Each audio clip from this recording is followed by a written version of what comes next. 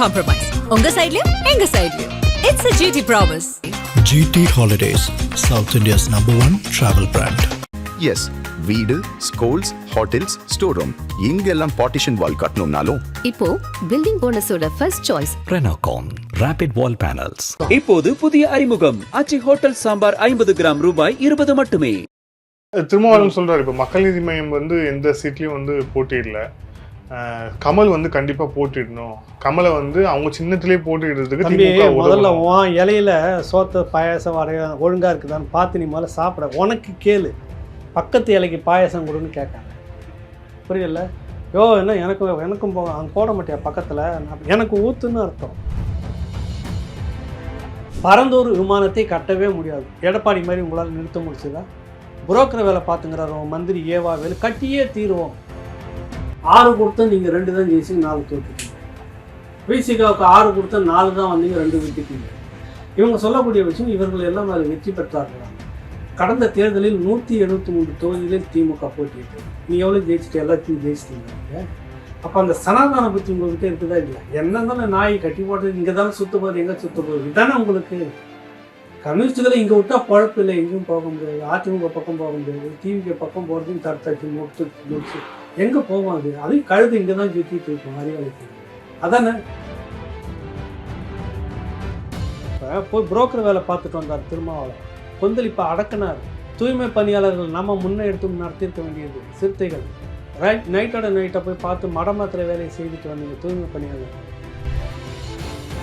திமுகவுடைய வரலாறு அந்த மாதிரி. ஒடுக்கப்பட்ட மக்கள், அட்டவணை பிரிவு மக்கள், பறையரின மக்கள், சாதி மக்கள், இந்த தாழ்த்தப்பட்ட மக்கள் சொல்லக்கூடிய இந்த வகைராக திமுக ஆதியிலிருந்து வேறு எடுத்திருக்கு. நான் சொல்ல அன்னை சத்தியவாணி முத்து தனியாக பேசி எழுதி போட்டிருக்காங்க. நல்லா பாருங்கள், சனாதனத்தை பேசிக்கிட்டு இருந்த விடுதலை சிறுத்தைகள் திருமாவளவன் தான் கதற விட்டுருங்க. சனாதனத்துக்கு எதிர்முகமாக இருக்கக்கூடிய கம்யூனிஸ்ட் கட்சி தான் கதற விட்டுருக்குங்க. சனாதனத்துக்கு எதிராக இருக்கக்கூடிய இஸ்லாமிய கட்சி தான் கதற விட்டுருக்குங்க. சனாதனத்துக்கு கூடவே கை கோத்துட்டு போகிற தேமுதிகவை சந்தோஷமாக கொடுத்துருக்கீங்க சீட்டு. சனாதனத்தினுடைய இன்னொரு கலராக இருக்கக்கூடிய காங்கிரஸுக்கு சந்தோஷமாக சீட்டை கொடுத்துருக்கீங்க. புரியுதா நீங்கள் யாருன்னு? இப்போ சொல்லு, என்ன பெரியார் பிளட்டுன்னு அசிங்கப்படுது பெரியார் பிளட்டு நீங்கள் சொல்லிட்டு இருக்காங்க. அந்த ரத்தம் வந்து சாக்கடையாக மாறி போச்சு. நீங்கள் மாற்றிட்டீங்க. அந்த மனிதர் இருக்க வரையும் ஏதோ பேசிக்கிட்டு இருந்தார், பிரச்சாரம் பண்ணிக்கிட்டு இருந்தார், கேவலப்படுத்தி வச்சு அடகு வச்சது நீங்கள், அடகு கடை வச்சு நடத்துறதும் நீங்கள், ரெண்டுமே நீங்கள். இந்நேரம் நீங்கள் இந்த பொற்கொடி விஷயத்தை வந்து வச்சுக்கிட்டு நீங்கள் ஊராக வந்து பெரிய அளவில் திரட்டி இருக்கணும். இந்நேரம் திரட்டி இருக்கணும், கதறி இருக்கணும். திமுக தெருவுக்கு தெருவு, சந்துக்கு சந்து கதறி இருக்கணும். அதை தவற விட்டீங்க. எவ்வளோ பெரிய அநீதி. 1000 இருக்கட்டும், நீங்கள் திமுகவில் நீங்கள் இருக்கிற எல்லாருமே வந்து பஞ்சாயத்து பண்ணாத ஆளாக இருக்கீங்களா? அது என்ன ஆம்ஸ்டாங் மட்டும் பஞ்சாயத்து பண்ணார் அப்படின்னு ஒரு சப்பக்கட்டு கதைகள்லாம் ஏன் அவுத்து விட்டீங்க? நீங்கள் கூட பயந்துக்கிட்டு 28 தொகுதி கொடுத்துருக்கீங்க. 3வது முறை ஆட்சியில் இல்லாத காங்கிரஸுக்கு 28 நீங்கள் பயந்து மிரட்டணும். இப்போ மிரட்டுறதுக்கு நீங்கள் பயந்து கொடுத்தீங்க. அப்போ அடிமை புத்தி உங்ககிட்ட இருக்குதா, எடப்பாடி கிட்ட இருக்குது? அதானி எதிர்க்கிறார்கள் அப்படின்னு பார்த்தா அதானிக்கு புரோக்கர் வேலையை இவங்க தான் பண்ணிட்டு இருக்கிறாங்க. தெற்க முழுக்க நிலத்தை வாங்கினதும் அதானி ப்ராஜெக்ட்ல பார்த்தீங்கன்னா 90% இந்த கும்பல் தான் இருக்கு, அறிவாளி இருக்கு. ஆதரணியர்களுக்கு அன்பு வணக்கம். இன்றைய சிறப்பு நேர்காணலில் நம்முடன் இருக்கிறார் மூத்த பத்திரிகையாளர் பாயகிலிவன் அவர்கள். சார் வணக்கம். சார் வணக்கம் தம்பி. வணக்கம் சார். தேர்தலுக்கான அந்த முழு ஆயத்தம் அப்படிங்கிறது போயிட்டு இருக்கு. வேட்பாளர் பட்டியல், தொகுதி பட்டியல் அப்படின்னு சொல்லிட்டு எல்லாம் வந்துட்டு இருக்கு. நாம் தமிழர் கட்சி அவர்கள், சீமான் அவர்கள், எடப்பாடி பழனிசாமி அவர்கள், அதிமுக பொதுச் செயலாளர், இவங்க எல்லாமே தேர்தல் பிரச்சாரத்தையே வந்து தொடங்கிட்டாங்க அப்படிங்கிறத பார்க்குறோம். இப்போ விஜயும் நாளை வேட்பாளர் பட்டியல் வெளியிடுறார் அப்படின்ட்டு. இப்போ ஃபஸ்ட்டு நம்ம செக்மெண்ட் வைஸாக பார்த்தோம் அப்படின்னா, அதிமுகவிலையும் திமுகலையும் தொகுதி பங்கீடு அப்படிங்கிறது ஆல்மோஸ்ட் எல்லாத்துலேயுமே முடிஞ்சிருக்கு. ஸோ நீங்கள் திமுகவுடைய இந்த தொகுதி பங்கீடு, இந்த கூட்டணி, அதை எப்படி பார்க்குறீங்க? அதுக்கப்புறம் அதிமுக அதை எப்படி பார்க்குறீங்க? திமுக வந்துட்டு தொகுதி பங்கீடு கூட்டணின்றதெல்லாம் ரொம்ப பலமாக தான் இருக்குது அப்படின்னு சொல்லிக்கலாம். கட்டடம் ரொம்ப பெருசாக இருக்குது, பேஸ்மெண்ட் வந்து ரொம்ப வீக். இதை பற்றி எந்த ஊடகமும் விவாதிக்கிறது இல்லை. 2001 இருந்ததை விட இன்னும் கூட்டணி நாங்கள் பலமாக இருக்கிறோம் அப்படின்ற மாதிரிலாம் சொல்ல வராங்க. 2016 மக்கள் நல கூட்டணி அப்படின்னு எந்தெந்த கூட்டம்லாம் பிரிஞ்சு போனதோ அதெல்லாம் மிக நேர்த்தியாக ஸ்டாலின் ராஜதந்திரமாக உள்ளே கொண்டு வந்து சேர்ந்துட்டார். அதனால் இவர்களுக்கு இப்போது செல்வாக்கு கூடி இருக்கிறது. ஒரு 4% தான் அப்போ பிரிஞ்சது. அது பல தொகுதிகளில் தோல்வியை கொண்டு வந்தது. இந்த தோல்வி கூட வந்துவிடக்கூடாது என்பதற்காக அவர்களை எல்லாம் அந்த கம்யூனிஸ்ட்லாம் கடந்த முறையை கொண்டு வந்துட்டாங்க. விசிக ஏற்கனவே வந்துருச்சு. இந்த தேமுதிக உள்ளிட்ட கட்சிகளை உள்ளே கொண்டு வந்துட்டோம். தமிழ் மாநில காங்கிரஸ் அந்த பக்கம் போயிடுச்சு உங்களுக்கு. இப்போ இதெல்லாம் வச்சு பார்க்குறப்ப 24 கட்சி கூட்டணி இது பலமானது அப்படின்னு சொல்ல வரீங்க. இப்போ இருட்டுக்கு பயந்துட்டு எதுக்கு விசில் அடிச்சுன்னு போகிறீங்க? நீங்கள் இருட்டுக்கு பயப்பில்லை மாவீரன்னு சொல்கிறீங்க, புரியுதில்ல? இவ்வளோ கூட்டணி இருக்கிற நீங்கள் காசு ஏன் முன்னாடி கொண்டு போய் கட்ட வைக்கணும்? இந்த வேலையை நீ ஏன் செய்கிற? நீ தான் கொள்கையை பேசுகிறாள், சாதிச்சிருக்கீங்கன்னு சொல்கிறீங்க 5 வருஷம். சாதித்த கட்சி நீங்கள் ஏன் அப்போ இலவசங்களை கொண்டு போய் கொடுக்கணும்? பொருளை எப்போ போய் கொடுக்கணும்? எத்தனை இடத்துல எப்போவே பிடிபடுது, எத்தனை இடத்துல எப்போவே புகார் கொடுத்துருக்காங்க? பணத்தை தானே நம்பிட்டு இருந்திருக்கீங்க நீங்கள். அப்போ இந்த பணம் உங்களுக்கு எப்படி வந்தது? 5 வருஷமாக எங்கள் மக்கள்கிட்ட அடித்த பணம், எங்கள் ப்ராஜெக்ட் எங்களுக்குன்னு திட்டங்களை போட்டு வெளிநாடுகளில் உலக வங்கியில் வாங்கின கடன், இந்த 10 லட்சம் கோடி இப்போ 4லேருந்து 6 லட்சம் கோடி எக்ஸ்ட்ரா வந்ததில் நீங்கள் எத்தனை பர்சன்டேஜ் அடிச்சிருப்பீங்க? அதுலேருந்து எவ்வளோ எடுத்திருப்பீங்க? எவ்வளோ கொடுக்குறீங்க? இல்லைன்னா இந்த காசு நீங்கள் தான் எல்லாம் பயந்தவங்க இல்லைன்னு ஆகுது இல்லையா? நைட்டில் நீ மாதிரி தைரியமாக போக வேண்டியது தானே. எதுக்கு பாட்டு பாடின்னு போகிற, விசில் அடிச்சுட்டு போகிற? இதுக்கு பேர் பாட்டு பாடுறது, இந்த கூட்டணிக்கு பேர் விசில் அடிக்கிறது. புரியல உங்களுக்கு? இது ஒரு பகுதி. 2வது என்னன்னாக்கா, இந்த கூட்டணிகள் எல்லாம் பலமாக இருக்குது அப்படின்னு சொல்ல வரீங்க. நலமாக இருக்கிறதா அப்படின்ற கேள்வி இருக்குது. பலமாக இருக்குதுன்னு நீங்கள் சொல்லிட்டாலும் அது நலமாக இருக்குதான்னு. நலமாக இருந்தாவே பலம் என்பது வேறு. பார்க்கறதுக்கு அப்படி தெரியும், கனமாக இருக்கும். ஆனால் அதனுடைய நலன்ன்றது பார்த்தா உதிரியாக போயிடும். இந்த கட்சியில் இன்றைக்கி கூட இந்திய யூனியன் முஸ்லீம் லீக் இன்றைக்கி கூட நான் சொன்னது ஒன்று சொல்கிறேன், கூட்டணி கட்சிகளை இவ்வளோ செய்திருக்கக்கூடாது, தேர்தல் காலம் என்பதால் இதெல்லாம் நம்ம பார்க்கக்கூடாது அப்படின்ற மாதிரி கருத்தை திமுக மேலே அதிருப்தியாக சொல்கிறாங்க. நேற்று கம்யூனிஸ்ட் கட்சியில் இருக்கக்கூடிய மூத்த தோழர், ரொம்ப மதிக்கப்படக்கூடியவர், எனக்கு அவங்க மேலே விமர்சனங்கள் கட்சி ரீதியாக இருந்தாலும் அந்த தோழருடைய உழைப்பு தியாகம், பாலபாரதி எம்எல்ஏ முன்னாள் சட்டமன்ற உறுப்பினர், அவங்களுடைய உழைப்பெல்லாம் சாதாரணம் இல்லை. எளிய மக்களுக்காக அவர் நடையாக நடந்ததெல்லாம் நாங்களாம் பார்த்துருக்கோம். அப்படிப்பட்டவர் சொல்கிறாங்க, நீங்கள் ஒதுக்கி வைக்கிறீங்களா கம்யூனிஸ்ட் கட்சியில்? ஏன் இவ்வளோ இழுத்தடிக்கணும், ஏன் இவ்வளோ கம்மியாக சீட்டை கொடுக்கணும் அப்படின்னு சொல்லிட்டு கம்யூனிஸ்ட் கட்சி இன்றைக்கும் ஆதங்கத்தோடு தான் இருக்குது. இந்திய கம்யூனிஸ்ட் கட்சி சொல்ல வேணால், சீட்டு வாங்கிக்கிட்டாலும் கூட அங்கே உள்ளார பெரிய விமர்சனம் குமுறது. எதற்காக இந்த ஒரு தொகுதியை குறைச்சாங்க? கம்யூனிஸ்ட் கட்சிகளுக்கு தகுதி இல்லையா அப்படின்னு இருக்குது. என்ன அவங்க பிரபகண்டத்தை ஏற்படுத்துகிறாங்க இந்த இந்த டீம்கிட்ட எல்லாம்.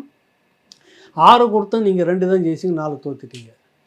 விசிகாவுக்கு 6 கொடுத்தா 4 தான் வந்தீங்க, 2 விட்டுட்டீங்க. நீங்கள் முழுசும் ஜெயிச்சிட்டிங்களா? இது சமூக வலைத்தளங்களில் மட்டும் பிரதான வீடியோக்குள்ளே இந்த ஒட்டுக்குழுன்னு வாங்கிட்டு இருக்கிற இந்த டீம் இருக்கிறனால இந்த ஊடகத்தை பேசினாவே நமக்கு வெறுப்பாயிடுது. இப்போ அதுக்குன்னு எந்த ஊடகம் கூப்பிட்டாலும் போகிறது கிடையாது. இவங்க சொல்லக்கூடிய விஷயம், இவர்கள் எல்லாம் அதில் வெற்றி பெற்றார்களான்னு. கடந்த தேர்தலில் 173 தொகுதிகளில் திமுக போட்டியிட்டது. நீ எவ்வளோ ஜெயிச்சிட்டு? எல்லாத்தையும் ஜெயிச்சிட்டிங்களா நீங்கள்? சொல்லுங்கள். 40 தொகுதிகளில் தோல்வியை தழுவிட்டு 133 தொகுதி தான் நீங்கள் வெற்றி பெற்றீங்க, உதயசூரியன் சின்னத்தில் நின்ன தொகுதிகளில். அப்போ 40 தொகுதி திமுக நீங்கள் லாய்க்கு இல்லாமல் விட்டுட்டீங்க, 40 தொகுதியில் விட்டுட்டீங்க. நீங்கள் குறைச்சிக்கிட்டீங்களா அந்த முறை? சொல்லுங்கள், குறைச்சிட்டிங்களா? கடந்த முறை நின்றது 173, இந்த முறை 175. 2 தொகுதி நீங்கள் அதிகமாக நிற்குது திமுக உதயசூரியன் சின்னத்தில். ஏன் கம்யூனிஸ்ட்டுக்கு 1, இந்த 2 கம்யூனிஸ்ட்டுக்கு 1 கொடுத்துட்டு நீ 173 இல்லை அதிமுக 169 நிற்குது. உங்களுக்கு நம்பிக்கை இல்லையா? நீங்கள் தான் 5 வருஷமாக அறுத்து போட்டது இருக்குது இல்லை, கழனி காடெல்லாம் அறுத்து போட்டிருக்கீங்கள, நம்பிக்கை இல்லையா உங்களுக்கு? 150 நின்றுட்டு 118 தாங்க நமக்கு வேணும். நீ தான் ஜெஜாண்டிக்காக நிற்கிற, நான் எல்லாத்தையும் செய்து முடிச்சிட்டேன், எல்லா திட்டங்களும் நிறைவேறிட்டேன்னு சொல்கிற ஆளுக்கு உனக்கு எதுக்கு இவ்வளோ 175? எதுக்கு? கூட்டணி கட்சிகளுக்கு பிரித்து நல்லா தாராளமாக கொடுத்துருக்கலாம் இல்லை, ஏன் கொடுக்கல சொல்லி? ஏன் கொடுக்கல? அப்போ அந்த சனாதான புத்தி உங்கள்கிட்ட இருக்குதா இல்லையா? என்ன இருந்தாலும் நாய் கட்டி போடுறது இங்கே தானே சுற்ற போகுது, எங்கே சுற்ற போகுது? இதானே உங்களுக்கு. கம்யூனிஸ்ட்டுகளை இங்கே விட்டால் பழப்பு இல்லை, எங்கேயும் போக முடியாது, அதிமுக பக்கம் போக முடியாது, டிவிக்கு பக்கம் போகிறதையும் தடுத்தாச்சு, முடிச்சு எங்கே போவோம்? அதையும் கழுது இங்கே தான் சுற்றிட்டு இருக்கும் அறிவாலயத்தில். அதானே? இல்லை, திமுகவுடைய ஒரு ஆதரவாளர் ப்ளஸ் நடிகராக இருக்கக்கூடிய போஸ் அவர் பேசியிருந்தது நடுவில் சர்ச்சையாக இருக்கிறது. அவர் தான் சொல்கிறாரு, கூட்டணி கட்சிகள் காங்கிரஸ்லாம் இந்த மாதிரி முரண்டு பிடிச்சா கூட எங்கள் தலைவர் ஒரு நாயை நிப்பாட்டினா கூட நாங்கள் வேலை செஞ்சு ஜெயிக்க வைப்போம் அப்படிங்கிறார். அவர் சகோதரர், அவர் நல்ல நடிகர், நல்ல, எனக்கு அவர் மேலே மதிப்பு இருக்காது, வேறு விஷயம். ஆனால் அந்த நாயின்னு சொன்னார்ல, அந்த நாயாக தான் இன்றைக்கி கம்யூனிஸ்ட் இருக்குது, விடுதலை சிறுத்தைகளுக்கு கேடுகட்ட நாய்களாக மாற்றி விட்டுருக்குது இந்த திமுக. நான் சொல்லலை. இப்போ இதுக்கு கொந்தளிச்சிருக்கணுமே யாராவது, இதே இந்த தரப்பில் யாராவது தமிழ் தேசிய தரப்பில் இந்த வார்த்தையை சொல்லியிருந்தால் எவ்வளவு புரட்சிக்காரன்னு ரோட்டில் அவுத்து தையன்னு குதிச்சிருப்பான். நேரம் நெருப்பில் கோழியாட்டம் குதிச்சிருப்பாங்கல்ல. ஒருத்தனாவது கூட ரோசமான இல்லையா? யாரை பார்த்து கூட்டணி கட்சிகளை நாயின்னு சொல்கிறியா நீ? அதானே அர்த்தம். கேட்டிருக்கணுமா இல்லையா? யாராவது ஒருத்தர் கேட்டிருக்கணுமா இல்லையா? இப்போ நான் இங்கே வருவேன், இந்த அறிவாலயத்தை விட்டு இந்த கழுதுகளுக்கு கேடு என்ன இருக்குது வேறு? இது இங்கே தான் சுத்தம், இந்த சோகத்தில் தான் அந்த முட்டி எங்கே போனாலும். சிறுத்தைகளுக்கும் அப்படி தான் ஆகிப்போச்சு. இப்போ இனிமேல் எங்கேயும் போய் நிற்க முடியாது. புரியுதில்ல உங்களுக்கு? அந்த பக்கம் போனால் இந்துத்துவா, பாசிச, ஆரிய, சனாதனம் இப்படின்னு நீட்டாக வச்சு நிற்கக்கூடிய அந்த கட்சி கூட அதிமுக கூட்டணி அங்கேயும் ஓட முடியாது. சொல்லிக்கலாம் நீங்கள், நாங்கள் இனப்படுகொலை சேர்ந்த காங்கிரஸோட கூட்டணி இல்லை, திமுகவோடு தான் கூட்டணி இருக்கிறோன்னு சொல்லிக்கிட்ட போஸ்டிங்கு தானே எல்லாம். இங்கேயும் அது மாதிரி சொல்லிக்கலாம், ஒன்றும் பிரச்சனை இல்லை. பட் காலம் கடந்து போச்சு. இப்போ இதை விட்டால் நமக்கு குட்டிச்சோறு வேறு எதுவும் இல்லை அப்படின்ற நிலையில் இந்த விடுதலை சிறுத்தைகளும் கம்யூனிஸ்ட்டுகளும், அது எப்படிப்பட்ட கட்சிகள் இந்த மக்களுக்காக எவ்வளோ பேசியிருக்குது. சிறுத்தைகள் உள்ளிட்ட கம்யூனிஸ்டுகள் எல்லாம் குறிப்பாக ஒரு காலகட்டத்தில் மக்களுக்கு பிரச்சனை கம்யூனிஸ்ட் கட்சியை கூப்பிடுன்றான், இன்றைக்கி மக்களுக்கு பிரச்சனை நாம் தமிழர் கட்சியை கூப்பிடுன்றான். நம்ம இதில் இருக்கிறோம், இதில் ஆதரிக்கிறோன்றதுக்காக சொல்ல வரேன். நான் கட்சியில் உறுப்பினரும் கிடையாது. ஆனால் அன்றைக்கி எல்லா இடத்துலையும் போராடுறதுக்கு சீமானு வேணும்னு கூப்பிட்ற இடத்துக்கு கம்யூனிஸ்ட் எங்கே போச்சு? ஏன் அந்த இடத்த தக்க வைக்கல? ஏன் அறிவாலயத்தினுடைய இந்த ஏவலாக சொல்லிட்டார்ல போஸு, அந்த இடத்துக்கு நீங்கள் ஏன் வந்தீங்க? நாயிலும் கேடாக ஏன் வந்தீங்க என் தோழர்கள்னு தான் நான் கேட்குறேன். நமக்கு துடிக்குது இந்த கம்யூனிஸ்ட்டுகள் எந்த விதத்துலையும் விழுந்து போயிடக்கூடாது. இப்போ இந்த பாலபாரதி அம்மாவுடைய தோழருடைய கோபம் வந்துடுச்சா? அப்புறம் அதுக்கு முன்னாடி மனம் நிறைய வலி இருக்கிறது. சொன்னாரா திருமாவளவன்? உன் கட்சியில் யார் சொல்ல, தேமுதிக தவிர இது எல்லாம் குமுறில் தான் இருக்கிறான். இப்போ நேற்று வந்து தேமுதிகவுக்கு என்னென்னா எதிர்கட்சியாக இருந்துச்சு. எப்போ இருந்துச்சு எதிர்கட்சியாக? போன நூற்றாண்டில் இருந்தது. அதுக்காக நீங்கள் அதை வச்சுட்டு கொடுக்குறது தான் அந்த லாபின்றது. அப்புறம் சொன்னால் உங்களுக்கு கோபம் வந்துடுது. உங்களுக்குள்ளே ஒரு லாபி இருக்குதா? ஏவா வேலு, KN நேரு, நீங்கள், சேகர் பாபு நீங்களாம் யார்? விடாமல் தாங்கி பிடிக்க. ஏன்னா அது சக்கையாக போச்சு. ஒன்றும் இல்லை, சாணி மிதிக்கிற மாதிரி மிதித்து தள்ளிட்டு போயிட்டே இருக்கிறாங்க. கூட்டத்தில் ஆளே காண தேமுதிக எங்கே இருந்துச்சு? 0.43 0.43% கடந்த தேர்தலில் அவர் இருந்தப்போ இருந்துச்சு. அதுக்கு முன்னாடி செதறி சின்ன பண்ண. அவர் இருக்கும்போதே வந்து 2021 எலெக்ஷனில் என்ன வாங்கினாங்க ஓட்டு? இல்லை, அதை தான் 2021 தான் 0.4 வாங்கினவங்க. நான் சொல்கிறேன், அவர் இருக்கும்போதுனாக்கா அவர் நலம் இல்லாமல் இருந்தார். களத்தில் இருக்கும்போது நான் அவரை குறை சொல்ல முடியாது. ஏதோ அடிச்சு கிடிச்சு எல்லாம் பண்ணிட்டு கடவுளோட 2016 களத்தில் தானே இருந்தார். அப்போ கூட அந்த என்னன்னா, நீங்கள் ஒரு டைம் மக்களோட தான் கூட்டணி இருந்த வரைக்கும் நான் நம்பிக்கிட்டு இருந்தாங்க. 12 வரைக்கும் கொண்டு வந்து நிறுத்தினாங்க. பட்டுனா அதிமுக கூட சீட்டு அதிகம்னு போய் உட்காந்தீங்க, எதிர்கட்சி தலைவராக இருந்தீங்க. அப்புறம் உடனே திமுக பக்கம் உட்காந்துன்னு இருந்தீங்க, அங்கே ஆதரவாக பேசுனீங்க. மக்கள் பார்த்தேன் இதுவும் அந்த கட்சி தான் சி அப்படின்னு திருப்பி துப்பிட்டான். அதான் விஷயம். அதுக்கு வந்து 10 தூக்கி நிறுத்துறீங்க. விசிக அவ்வளோ கேவலமா? ஏங்க உனக்கு 5 வருஷம் முட்டு கொடுத்துருந்ததுங்க. அந்த 2-3 பேர் தலித் சமூகத்தில் வந்து இது இருந்தப்போ போய் புரோக்கர் வேலை பார்த்துட்டு வந்தார் திருமாவளவன். கொந்தளிப்பை அடக்குனார். தூய்மை பணியாளர்கள் நம்ம முன்னே எடுத்து நடத்தியிருக்க வேண்டியது. சிறுத்தைகள் நைட்டோட நைட்டை போய் பார்த்து மடமாத்திரை வேலையை செய்துட்டு வந்தீங்க தூய்மை பணியாளர்களுக்கு. நீக்கி தெலுங்கில் இருக்கக்கூடிய தெலுங்கு மொழியை தாய்மொழியாக கொண்ட பெரிய சமூக ஆர்வலர் லேடி ஆங்கில பத்திரிகையில் வந்திருக்குது. தமிழ்நாடு தேர்தல் வரைவு அறிக்கையில் ஒரே ஒரு பார்ட்டி மட்டும்தான் தூய்மை பணியாளர்களுக்காக பேசுனது மட்டும் இல்லாமல் மாற்று திட்டத்தையும் வச்சுருக்குது அப்படின்னு. நீங்கள் என்ன பண்ணுறீங்க சொல்லுங்கள்? எல்லாத்துக்கும் முட்டு கொடுத்து எல்லாத்தையும் காட்டி கொடுக்குற வேலை, எல்லாத்துக்கும் துரோகம் பண்ணி முதுகில் சொந்த சகோதர முதுகில் நீங்கள் கொடுத்துறீங்க. நான் வெளிப்படையாகவே சொல்கிறேன் திருமாவளவனுக்கு. சொல்லுங்கள், அந்த யாரோ தம்பி அடித்து கொண்டாங்கல்ல, அவங்க அப்பா அம்மா கூட்டிட்டு வந்து ஸ்டாலின் பார்க்க வைக்கிற இதுவும் அவன் வேலை. அவனுக்கு வழி தெரியாதா? திமுகவில் யாரும் தலித் இல்லையா?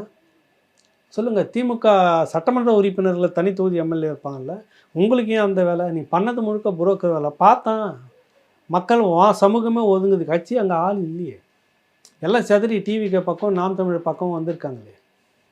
இல்லைன்னா உங்களை திமுக மதிச்சிருக்கணுமா இல்லையா? அதை சொல்லுங்கள். நீ இல்லை என் மேலே கோவப்படுங்க, பட்டுக்குங்க, இல்லைன்னு சொல்லு. ஆனால் உங்கள் மேலே திமுக ஒரு பயம் வந்து இவனுக்கு 15 தொகுதியாவது கொடுக்கணுன்ற எண்ணம் வந்திருக்கணுமா? நீ கொண்டு வந்து நிறுத்திருக்கணுமா இல்லையா? அவ்வளோ கூட்டம் உங்ககிட்ட இருந்துச்சா இல்லையா?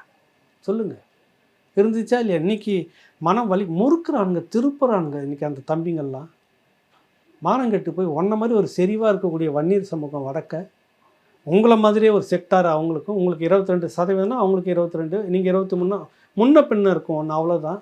18 வாங்குது அந்த கட்சியில் அதிமுகவில். ராஜ மரியாதையாக கம்பீரமாக இங்கே நக்கி பிழைக்கிற நாய் பிழைக்கிற மாதிரி கெஞ்சி மனவலி அது வலி இது வலின்னு ஏதோ வலின்னு சொல்லி 8 வந்து நின்னாங்க கடைசியாக. இல்லைன்னா அசிங்கமாக போயிருக்கும். சொல்லு. 10 நான் சவால் விட்டுருந்தேன், 10 தொகுதி விசிக வாங்கிச்சுன்னா நான் மொட்டை அடிச்சுட்டு உட்காடுறேன்னு ப்ராமிஸாக சத்தியமாக சவால் விட்டுருந்தேன். எனக்கு ஒரு நம்பிக்கை, இந்த சனாதானத்தில் ஊறி போயிருக்கிற திமுக எந்த காலத்துலேயும் இந்த ஒடுக்கப்பட்ட மக்களுக்கு விடுதலை. நான் சொல்லலை, இது திமுகவுடைய வரலாறு அந்த மாதிரி. ஒடுக்கப்பட்ட மக்கள், அட்டவணை பிரிவு மக்கள், பறையர் இன மக்கள், சாதி மக்கள், இந்த தாழ்த்தப்பட்ட மக்கள்னு சொல்லக்கூடிய இந்த வகைராவை திமுக ஆதியிலிருந்து வேறு எடுத்திருக்கு. நான் சொல்ல அன்னை சத்தியவாணி முத்து தனியாக பேசி எழுதி போட்டுட்டாங்க. அதிலிருந்து எடுங்க. இந்த ஜெனரேஷனுக்கு முந்தின இதெல்லாம் தெரியாது இப்போ இருக்கிற பிள்ளைங்களுக்கு. நாங்கள் ஃபீல்டுக்கு வந்த புதுசெல்லாம் ஒத்த மனிதன் திமுகவுடைய மானத்தை காப்பாற்றிட்டு இருந்தான். பரிதி இளவழுதின்னு பேர். நீங்கள் ஓடி எல்லாம் ஒளிஞ்சிக்கிட்டீங்க ஜெயலலிதா பேரில். நின்றுக்கிட்டு நம்ப மாட்டீங்க. பேண்ட்டு முல்ல அண்டர்வேர், அதுக்கு மேலே பேண்ட்டு, அதுக்கு மேலே வேஷ்டி சட்டை கட்டிட்டு தான் வெளியே வர்றாரு. நினச்சா இந்த கோர்ட்டை, நினச்சா அங்கே கைது, நினச்சா இங்கே நிறுத்துறது. பரபரப்பாக ஓடிட்டேன், அசரவே இல்லையே. ஒரு பையன் அன்றைக்கி இல்லையே திமுகவில். ஒரு மாவீரர் இன்றைக்கி வந்து சீட்டு வாங்குறீங்கள, எல்லாம் மீசை முறுக்கிக்கிட்டு வந்து எல்லாம் வாங்குறீங்களா, இவ்வளோ பேர் இருக்கிறீங்களா, எல்லாம் எங்கே போனீங்க அன்றைக்கி? ஒரு ஒத்த மனிதன் இந்த பறைய சமூகத்திலேருந்து பரிதி எல்லாம் வழுதி நின்று மானத்தை காப்பாற்றிருந்தான். ஒன்றும் இல்லை அதிகம். உங்கள் டிமாண்ட் எனக்கு ஒன்றுமே இல்லை. ஒரே ஒரு ஆள் ஓடிட்டார் ரிசைன் பண்ணிட்டு. புரியுதில்ல உங்களுக்கு? முத்தமிழ் அறிஞர் வேணாம் சட்டசன்மை நீ பண்ணது திரும்ப உங்களுக்கு வேலையின்னு பயம், எங்கே விரட்டி அவுத்துட்டு அனுப்புவாங்களன்ற பயம். நீங்கள் பண்ணீங்கல்ல, அது நமக்கு பண்ணிவிட்டோன்னு பயம் போகவே இல்லை. ஒரே ஒரு ஆள் நின்று சிங்க மாதிரி ஆடினார். நீ மட்டும் இந்த பக்கம் வந்துரு. இந்த 5 ஆண்டு திமுக வரலாறு, அதாவது சட்டமன்ற வரலாற்றில் திமுகன்னு ஒரு சேப்டரே இல்லை. இந்த 5 வருஷத்தில் திமுகன்னு ஒரு சேப்டரே இல்லை. முடிச்சிடலாம். நீ இந்த பக்கம் வந்துடும். உனக்கு என்ன மந்திரி பதவி, என்ன அவ்வளோ டிமாண்டு பருதியெல்லாம் வருதிக்கு தூக்கி தூர போட்டு கட்சிக்குன்னு நின்று நாயா பையா கைதாகி சிறை திரும்ப ரிமாண்டு. எப்போ பார்த்து கோர்ட்லேயே நின்றுட்டு பண்ணாங்க. அந்த பருதியெல்லாம் வருதி நீங்கள் என்ன பாடுபடுத்தி எங்கே அனுப்புனீங்க கடைசியாக? அந்த நிலை தான் இன்றைக்கி வந்து திருமாவளவனுக்கு. நீ இன்னும் கெஞ்சி கேவலப்பட்டு போகணும். இந்த எதுக்கு சொல்ல வரேன்னா, திமுக கூட்டணியில் இஸ்லாமிய கட்சிகளும் பெரிய குமுறலோடு இருக்குது. விடுதலை சிறுத்தைகளும் குமுறல். தலைவருக்கு ஒரு சில பேருக்கு வேறு ஏதாவது ஸ்வீட் பாக்ஸ் வாங்கியிருக்கலாம், அதனால் சந்தோஷமாக இருக்கலாம். நான் சொன்னது ஸ்வீட் பாக்ஸு. மற்றவங்களுக்கு எல்லாம் குமுறி போயிருக்கிறாங்க. அந்த பக்கம் 18 வாங்கிடுச்சு, நான் எப்படி வெளியில் தலை காட்டுறது? நீ வன்னியர் சமூகத்து மேலே தானே குறியாக அப்படி முறுக்கிக்கிட்டு இருந்தீங்க. அவங்க அரசியல் சரியாக பண்ணிவிட்டு ஒரு இடத்துல போய் நிற்கிறாங்களே, நீ அந்த மாதிரி நின்று இருக்கணும் இல்லை? அப்புறம் நாளைக்கு வெளியில் எங்களை மாதிரி ஆளுங்க பேசுனா எங்கள் மேலே வந்து முறைக்கிறீங்க. திமுக அறிவாலயத்தை சோத்தை பார்த்துன்னு முறைச்சிட்டு இருங்க. போயிட்டு அங்கே முறைச்சா கூட உங்களுக்கு ஒரு வீரம் இருக்குன்னு எடுத்துக்கலாம். அங்கே பம்மிட்டு இங்கே வந்து இப்போ என்ன, அங்கேயும் ஒரு பெரிய அதிருப்தி. கம்யூனிஸ்டுகள் கட்சியை சொல்லவே வேண்டியதில்லை. ஃபீல்டு எப்படி இருக்குன்றது தெரியல. இது திமுகவுடைய நிலைப்பாடு. நான் சொல்ல வரேன். இப்போவும் சொல்கிறேன், பில்டிங்கை பார்க்க பளபளப்பாக பெருசாக இருக்குது. திமுக கட்டடம் கட்டின மாதிரியே தான் அது. புரியுதில்ல? பிரம்மாண்டமாக இருக்குதுன்னு சொல்லி இப்படி திரும்புறதுக்குள்ளே பொலன்னு கொட்டுது இல்லை. காங்கிரஸுக்கும் அதிருப்தி இருக்குது. அது காங்கிரஸுக்கு படுமோசமான அதிருப்தி. உங்களுக்கு கொஞ்சம் நெஞ்சம் இல்லை. அவங்க பேசி மிரட்டி வாங்கிட்டாங்க சீட்டை. ஆனால் கிரவுண்டில் பெரிய அதிருப்தி. புரியுதில்ல? அந்த அறிவாலயத்தை ஒட்டின மாதிரி இருக்குல்ல, ஒட்டு கோழின்னு சொல்லுவாங்க. அது எப்பவுமே சூடு, ஒரு ஆளுங்களுடைய சூடு இருந்துச்சுன்னா சூட்டை ஒட்டிக்கிட்டே இருக்கும். அந்த மாதிரி காங்கிரஸில் சில பேர் இருக்காங்க. அங்கே இருக்கக்கூடிய ரோஷமான மனிதர்கள், திருச்சி வேலுசாமி, அப்புறம் அந்த மாணிக்க தாக்கூர் மாதிரி இப்போ இந்த தலைமுறை எல்லாமே இருக்கிறாங்க. இல்லைல்ல, இவங்களுக்கு யாருக்கும் பிடிக்கவே இல்லை. இவனுக்கு என்ன இவ்வளோ கொம்பு முளைச்சிக்கிச்சா, இப்படி கெஞ்சி வாங்க வேண்டியதாக இருக்குன்னு எல்லாம் கருவிட்டு தான் இருக்கிறான். அதான் சொல்ல வரேன். இந்த திமுக கூட்டணி திமுக கட்டின பில்டிங் மாதிரியே இருக்குது. நீங்கள் அந்த பில்டிங்கை நம்பி உள்ள உட்காருவீங்களா மாட்டிங்களா? அதுதான் நான் கேட்குற கேள்வி. புரியுதில்ல உங்களுக்கு? இன்றைக்கி இந்த 21லேருந்து இது வரைக்கும் உங்கள் கட்டின கட்டடத்தை நான் நம்புறேன்னு யாராவது சொல்லுங்கள். பாலத்தை நான் நம்புறேன்னு யாராவது சொல்லுங்கள். அதுதான் இந்த கட்டடம். இல்லைன்னா நீ எதுக்கு இலவசத்தில் நீ விளம்பரத்தை கொடுத்துருக்கிறீங்க, போயிட்டு வாரி கொடுத்துக்கிறீங்க. ஸோ இப்போ கூட்டணி வைத்தாலும் கூட கூட்டணி கட்சிகளுடைய வாக்குகள் திமுகவுக்கு மாறாது அப்படின்னு எடுத்துக்கலாம். 21 இருந்த வாக்கு இன்று இல்லை. நான் வெளிப்படையாக சொல்கிறேன். விசிகாவை வர சொல்லுங்கள். அது செறிவாக இருந்த இடத்துல இன்றைக்கி அது செறிவாக இருக்குதா, இல்லை கலைஞ்சி டிவிக்கவும் நான் தமிழர் போயிட்டு வெறும் கொடியாக பறந்துக்கிட்டு இருக்கா? கம்யூனிஸ்டுகள் தோழர் ஊருக்கு எத்தனை பேர் இன்றைக்கி இருக்கிறாங்க. ஆனால் வாங்க கூட வந்து நான் போராடி ஜெயிலுக்குன்னு போடுறேன், நான் போய் திமுகவிலையும் சேர்ந்துடுறேன் போயான்ட்டான். புரியுதில்லை உங்களுக்கு? என்ன பண்ணிச்சு கம்யூனிஸ்ட்டு? நீங்கள் சேகுவாரா, ஓசிமின், பிடல் காஸ்ட்ரோ, ஸ்டாலின், இத்தனை பேரையுமே வந்துட்டு நீங்கள் எங்கே தேடுறீங்கன்னா அறிவாலயத்துக்குள்ளாரே தேடிட்டு இருக்கிறீங்க.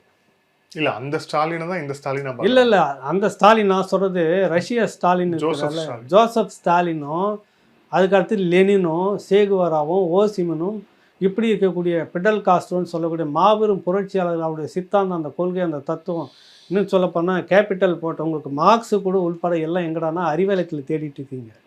உங்கள் கம்யூனிஸ்ட் அந்த லட்சத்துக்கு போயிடுச்சு. இதுக்குள்ளே நான் வந்து நின்றதுக்கு நான் நேராக திமுகவிலே போயிடுறேன். நான் எதுக்கு சுற்று வழியில் வந்து ஒரு இடத்துக்கு ஒரு நேர் வழியில் போயிடுறேன்னு போயிட்டாங்க நிறைய பேர் கம்யூனிஸ்ட்டுக்கு. அந்த சிந்தனையில நீக்கி உங்களுக்கு திமுகவோட சிந்தனை என்னென்னு கேட்டால் திமுக தான் சிந்தனை. திமுகவை தொட்டோம்னா விமர்சனம்னா கம்யூனிஸ்ட்டுக்கு கோபம் வருது. ஏன்னா பனை மரத்தில் அடித்தா இங்கே தென்னை மரத்தில் குலுங்குது நடுங்குதுன்ற மாதிரி உங்களுக்கு ஏன் பிரச்சனை வருது? புரியுதில்ல? கம்யூனிஸ்ட்டை விமர்சனம் பண்ணாக்கா நீங்கள் பதிலை சொல்லுங்கள். திமுக விமர்சனம் பண்ணும்போதெல்லாம் இந்த கம்யூனிஸ்ட் தோழர்கள்லாம் வந்துடுவாங்க சண்டைக்கு. இதுவோ அவங்க சித்தாந்தம் சொல்லி இன்றைக்கி உங்களை எங்கே வச்சு ஒன்று, அதாவது நீ வந்து எங்களுக்கு அது நீ கேடு கூட இருந்தாவே கேடு அப்படின்னு நினைக்குது திமுக. நாங்கள் சனாதனத்துக்கு வந்து எதிராக போயிடக்கூடாது, டெல்லி எங்கள் மேலே கோவிச்சுங்க. அதான காரணம். நல்லா பாருங்கள், சனாதனத்தை பேசிக்கிட்டு இருந்த விடுதலை சிறுத்தைகள் திருமாவளவனை தான் கதற விட்டுருந்தீங்க. சனாதனத்துக்கு எதிர்முகமாக இருக்கக்கூடிய கம்யூனிஸ்ட் கட்சி தான் கதற விட்டுருக்கீங்க. சனாதனத்துக்கு எதிராக இருக்கக்கூடிய இஸ்லாமிய கட்சி தான் கதற விட்டுருக்கீங்க. சனாதனத்துக்கு கூடவே கை கோத்துட்டு போகிற தேமுதிகவை சந்தோஷமாக கொடுத்துருக்கீங்க சீட்டை. சனாதனத்தினுடைய இன்னொரு கலராக இருக்கக்கூடிய காங்கிரஸுக்கு சந்தோஷமாக சீட்டை கொடுத்துருக்கீங்க. புரியுதா நீங்கள் யாருன்னு? இப்போ ஸோ ஆன்டி பிஜேபி ஃபோர்ஸஸ் தான் இவர் வந்து வீக்கன் பண்ணியிருக்காரு. ரொம்பவுமே வீக்கப் பண்ணிட்டார். வேறு ஒன்றும் இல்லை. இதுதான் புரிஞ்சுக்கணும் இருக்கக்கூடிய அரசியல். திமுக வந்து ஒரு ஒரு அடித்தளம் வந்து இல்லாத மேலுக்க கட்டப்பட்டிருக்கிற கட்டடம் இது. நான் சுருக்கமாக சொல்கிறேன், நீங்கள் வேணால் அந்த முடிவுக்கு பிறகு பாருங்கள். 26 தேர்தல் முடிவு வந்துடுறதில்ல, இன்னும் ஒரு மாதம் பாருங்கள் நீங்கள். இப்போ இதில் அவர்களுடைய தேர்தல் அறிக்கை திமுக அது அடுத்தடுத்து நம்ம பேச போகிறோம். இப்போ அதுக்கு அப்படியே எதிர்முகாமில் அதிமுகவுடைய கூட்டணி, அதில் வந்து தொகுதி பங்கீடு வந்து நடந்து முடிஞ்சிருக்கு அப்படிங்கிறத பார்க்குறோம். ஸோ பாமக, அமமுக, பாட்டாளி மக்கள் கட்சின்னு சொல்லிட்டு அங்கேயும் ஒரு கூட்டணி. ஸோ அதை எப்படி பார்க்குறீங்க? முதற்கட்ட வேட்பாளர் பட்டியலும் அதிமுக வெளியிட்டிருக்கிறது. ஸோ இது வரைக்கும் ரேஸ்லேயே நீங்கள் இல்லை, அதிமுக பலமாக இல்லை, ரேஸில் இல்லை அப்படின்னு சொல்லிட்டு இருந்தாங்க. ஆனால் இப்போ கொஞ்சம் அவங்க வேகம் எடுத்திருக்கிற மாதிரியான விஷயம் நடந்திருக்கு. உங்களுடைய பார்வை சார்? அதிமுக உண்மையிலேயே ரேஸில் இல்லை தான். திமுக பொய்க்கூட்ட பிரச்சாரம் மாதிரி அது ரேஸில் இல்லை.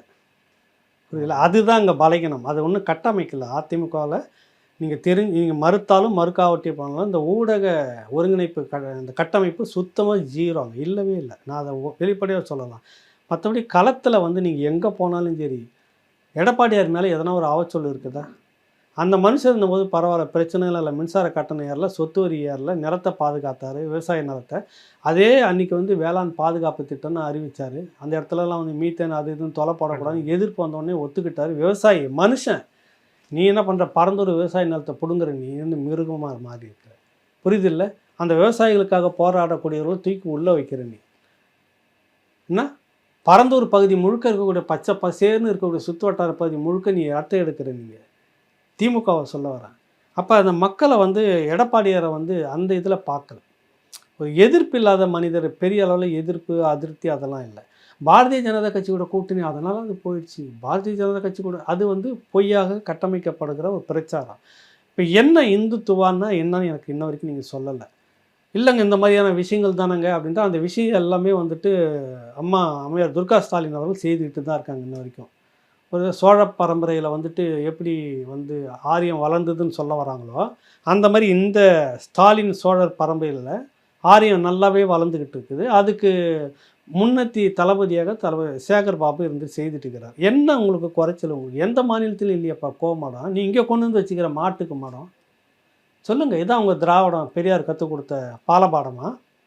இதான் அவங்க பெரியார் கொள்கையா? ஒருத்தர் வாய் திறந்து பேசலை. ஏன்னா பேசினா முடிக்கணும், வரது போயிடும்ல உங்களுக்கு. இப்போ இந்த அதிமுக கூட்டணியில் இது ஒன்று மட்டும்தான் சொல்கிறீங்க. ஆனால் அதெல்லாம் எல்லாம் கடந்துருச்சு. ஆனால் அந்த திமுகவோட இந்த பிரச்சார படம் நம்ம கடந்த இடத்துலேயே பேசியிருக்கோம். நான் அவங்க வந்து பெரியார் பிளட்டு, அண்ணாவுடைய பிளட்டு, கலைஞருடைய பிளட்டு, அதை தான் போன முறை அசிங்கமாக கேட்டு தொலைச்சி விட்டேன். அதை திரும்ப நீங்கள் ஞாபகப்படுத்துறீங்களா? இவங்க பெரியார் பிளட்டுன்னா எங்கே இருக்குதுன்னா டாஸ்மாகில் போய் பாருங்கள்.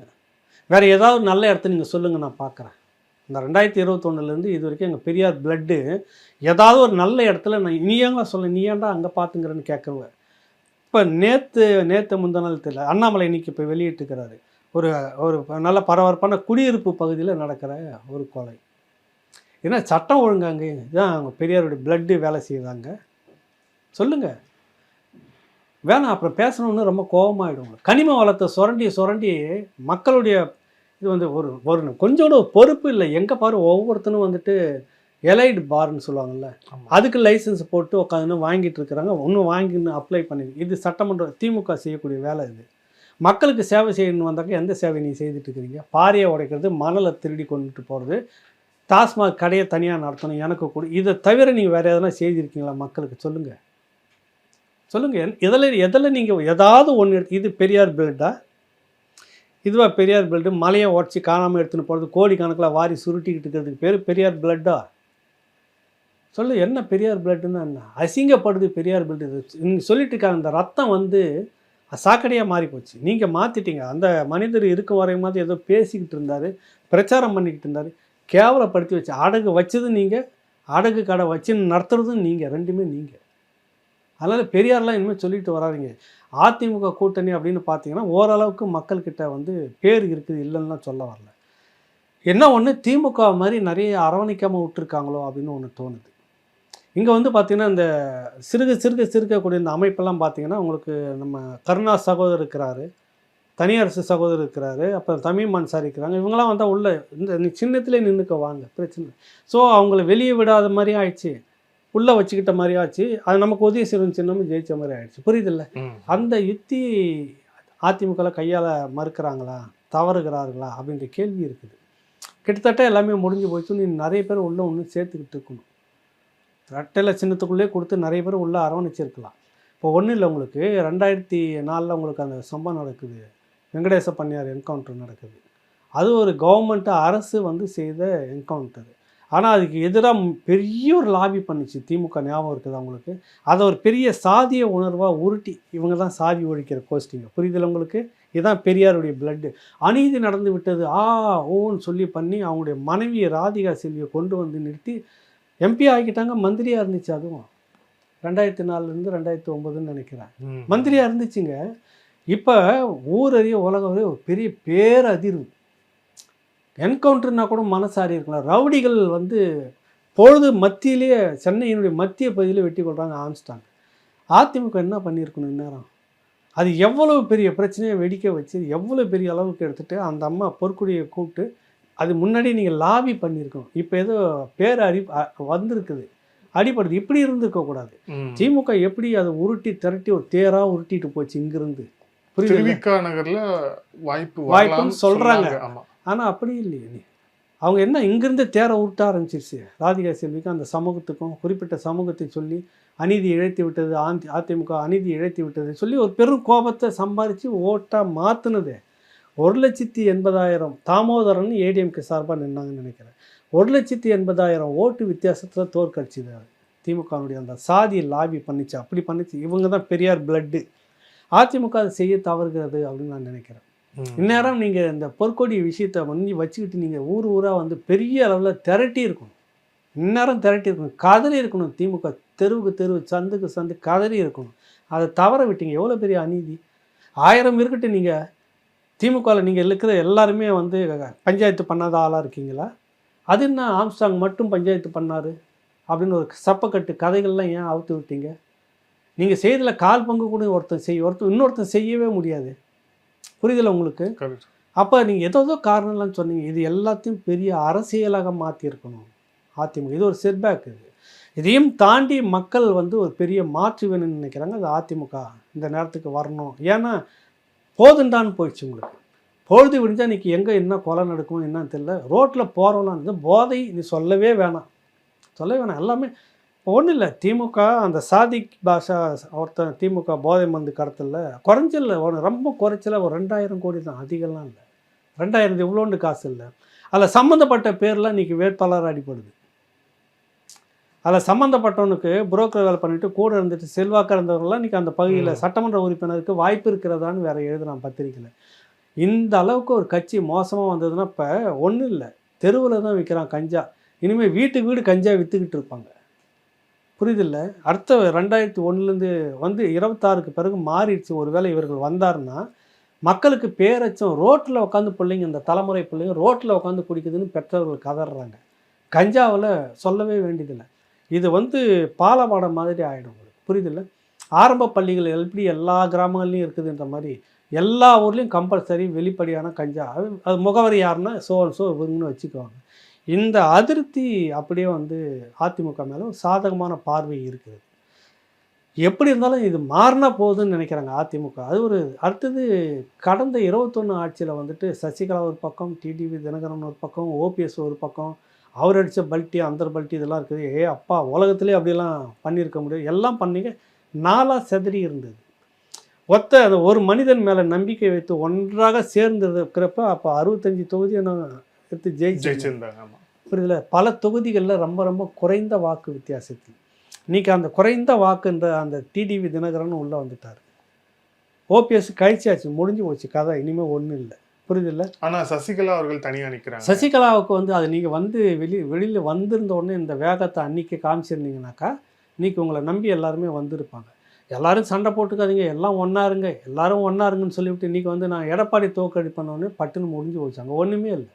உங்கள் மேலே இருந்த மரியாதையே போயிடுச்சு. நீ யாருக்காக வரீங்க, இப்போ யார் சொல்லி வரீங்க, அப்படி பல கேள்வி இருக்குது. இல்லை இவ்வளோ நாளும் மௌனமாக இருந்துவிட்டு யாரும் சண்டை போட்டுக்காதீங்க, ஒன்றா இருங்க, ஒரு தாய் பிள்ளைங்க நம்ம அப்படின்னு சொல்லிட்டு இன்றைக்கி நீ எடப்பாடியை மட்டும் தோற்கடிக்கணும்னு வரணும் அந்த குரல் வருதுன்னா அப்போ நீங்கள் உங்கள் பின்னாடி யாரோ இருக்காங்கன்னு தோணுது. இல்லை நீங்கள் வந்தோடனே கூட்டணி யார்கிட்ட போனீங்க?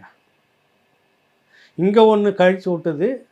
வருத்தப்பட வேணாம், பெரியவர் அவர் சமூக நீதி பார்வை, சமூக நீதிக்கான சாதி இடஒதுக்கீடு, அவரை போல் ஒரு தியாகி இல்லை. இன்றைக்கி பாட்டாளி மக்கள் கட்சியை உங்கள் கழிச்சு விட்டுருக்குது. மிக பெரும்பான்மை அந்த பக்கம் போயிடுச்சு. சிறுபான்மை கொஞ்சம் நீங்கள் வச்சுக்கிட்டு இந்த கொஞ்சமும் அந்த கொஞ்சமும் சேர்ந்து கொஞ்சம் கொஞ்சம்னு அக்ரிமெண்ட் போட்டு இது விளங்குமா? இனி எவ்வளோ சதவீதத்தை தேமுதிகாவது கடந்த முறை 0.143 வந்திருக்கு. 1% பாதி, அதில் ஒரு பாதி கூட நீங்கள் வர மாட்டீங்களே. ஆக இது அதிமுகவை தோற்கடிக்கும் இல்லை அச்சுறுத்தாலும் காலம் கடந்து போச்சு. அதிமுக ஒரு லெவலுக்கு மேலே போயிட்டுருக்குது. ஏற்கனவே ஒரு ரவுண்டு பிரச்சாரம் போயிட்டு வந்துருக்கிறாரு. இப்போ திரும்ப தொடங்கியிருக்கிறாரு. திமுக அவர் டார்கெட் பண்ணுறது மிக சிறப்பாக ஒரு விஷயம். 20 சீட்லாம் கையில் இல்லை. ஏன்னா பக்கத்தில் அந்த ஹெட்ஃபோன் ஏதோ ஒன்று வச்சுட்டு என்ன சொல்லுங்கன்ற மாதிரி கேட்டுக்கிட்டு பேசுகிற மாதிரியான இதெல்லாம் இல்லை. நீ எங்கே என்ன கிராஸ் பண்ணாலும் அதுக்கு உடனே பதில். கதற விடுற கூட ஒரு பெரிய பிரச்சாரம். இது தொடக்க கால விஜய் அடி சாத்துன்னு சாத்திட்டு இருந்தார். எங்கே போனாலும் அதை டைவெர்ட் பண்ணும். அந்த திமுக ஒட்டு ஊடகம் இருக்குல்ல, அதெல்லாம் விட்டுரும். சும்மா விஜயகாந்த் யாராவது பார்த்து என்ன அப்படின்னு நாக்கை கடிச்சான்னு வச்சுக்கோ, அதை மட்டும் எடுத்து அன்றைக்கி முழுக்க செய்தி ஆக்கிட்டு இருக்கோம். பிரதானமான விஷயங்கள் இருக்குல்ல, அதை விட்டுருவாங்க.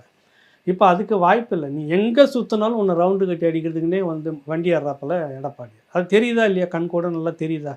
எப்படி நீ ரவுண்டு கட்டினாலும் ஒன்றை தூக்குறது தான். முதல்ல ஒன்றை ரவுண்டு கட்டி கட்டம் கட்டுற வேலை அங்கே நடந்துட்டு. ஒருத்தராவது பதில் சொல்ல முடியுதா? ஒருத்தராவது இந்த தர்க்க ரீதியான ஒரு விவாதத்தை அவர்கிட்ட உட்காந்து உங்கள் கட்சியில் யாராவது ஒருத்தர் பேசுனாக்கா வட்டத்துக்கு வெளியில் தான் பேசிகிட்டு இருக்கிறாங்க. இங்கே பாருங்க, அந்த இடத்துக்கும் திரும்ப போகிறார். உன் இடத்துக்கு தான்ப்பா வந்துட்டேன் வாங்கலாமான்னா வரமாட்டிருக்காங்க. இங்கே வந்துட்டேன் தெருவுக்கு, என் வீட்டுக்கு பாருன்னுவாங்கல்ல. அந்த படத்தில் ஒரு காமெடி. இப்போ அந்த மாதிரி திமுக கும்பல் எடப்பாடி சொல்லிக்கிட்டு ஒரு இடத்தையும் போய் நிற்கிறாரு, பேசுகிறாரு, பதில் சொல்லுன்றார். ஒரு பதிலும் காணும். அவர் சொல்ல வர்றாரு, இந்த டாஸ்மாகில் ஊழல் இவ்வளோ நடந்துருக்குது, நடவடிக்கை எடுப்புன்னு நீங்கள் தான் பேசிட்டு நிற்கனா நடந்துகிட்ருக்குன்னு கேட்குறாரு. ஊரறிய உலகம் அறிய கேட்குறாரு. கரெக்டாக? அடுத்தது எல்லா துறையிலும் இந்தந்த துறையில் இவ்வளவு ஊழல், குறிப்பிட்ட மந்திரி மேலே நீதிமன்றமே நடவடிக்கை எடு அப்படின்னு கோர்ட்டில் சொல்லியே நடவடிக்கை எடுக்காமல் இருக்கு. இதுக்கு மேலே உங்களுக்கு என்ன அத்தாட்சி வேணும் சொல்லுங்கள்? நீங்கள் எப்படி எந்த விதத்தில் எது கட்சி நீங்கள் விவாதம் பண்ணிக்கலாம், விமர்சிக்கலாம், இல்லைன்னா சொல்ல வரல. அதிமுக இன்னதுன்னு இப்போ சொல்லி நீங்கள் என்ன விமர்சிக்க முடியும்? 5 வருஷம் நீங்கள் தான் இருந்துட்டு இருந்தீங்க. எடப்பாடியார் ஆட்சி சரியில்லை அப்படின்னு இப்போ சொல்லுவீங்களா? அன்றைக்கி சரியில்லைன்றதுக்காக தான் அவங்கள 5 வருஷம் வீட்டுக்கு அனுப்புனாங்க. இப்போ நீங்கள் சரியில்லைன்றதுக்காக உங்களை அனுப்பணுமா இல்லையா? அதை தான் அவர் கேட்குறாரு. எதுக்கு எடுத்தாலும் எங்களை ஒப்பிட்டுக்கிறியாப்பா? இப்போ நாங்கள் 5 வருஷம் ஆட்சியில் இல்லை, நீங்கள் தானே இருந்தீங்க. நீ அதே கதையை சொல்லிட்டு இருந்தாலும் நீ வீட்டுக்கு போயிடுறியா?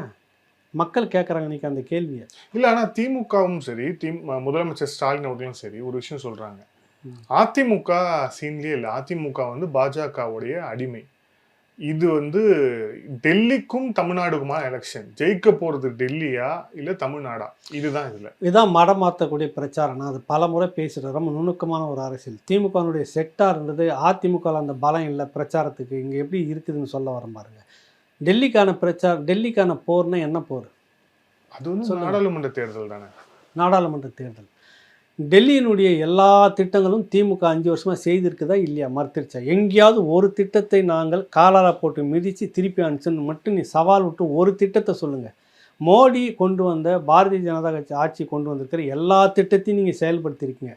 கடந்த காலத்தில் நீங்கள் எதிர்க்கட்சியாக இருக்கும்போது நீங்கள் எதிர்த்த பல திட்டங்களை நீங்கள் நடைமுறைப்படுத்திட்டீங்க. முடிஞ்சிருச்சா?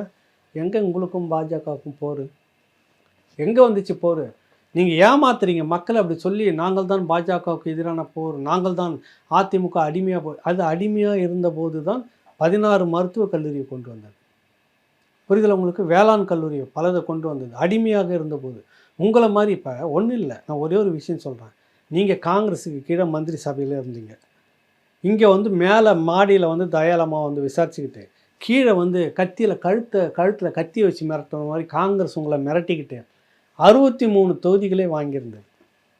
கொடுத்தா 63 கூட இல்லைன்னா என்ன கைது உள்ளே போயிடலாம்.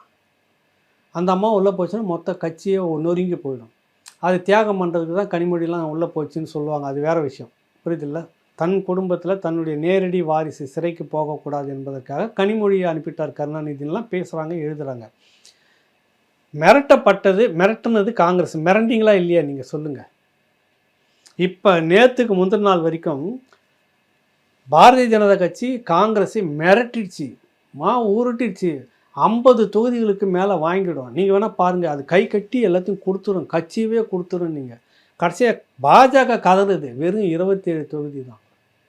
நீங்கள் கூட பயந்துக்கிட்டு 28 தொகுதி கொடுத்துருக்கீங்க. 3வது முறை ஆட்சியில் இல்லாத காங்கிரஸுக்கு 28 நீங்கள் பயந்து மிரட்டணும். இப்போ மிரட்டுறதுக்கு நீங்கள் பயந்து கொடுத்தீங்க. அப்போ அடிமை புத்தி உங்ககிட்ட இருக்குதா, எடப்பாடி கிட்ட இருக்குதா?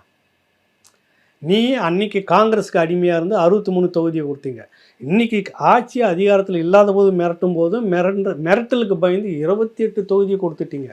3வது முறையாக பிரதமராக இருக்கக்கூடிய மோடி, அந்த பாஜக அவங்க மிரட்டுறாங்க. ஆனால் 27 தான் உனக்கு ஆனந்த பாருன்னு சொல்லிட்டு முடிக்கிறார்.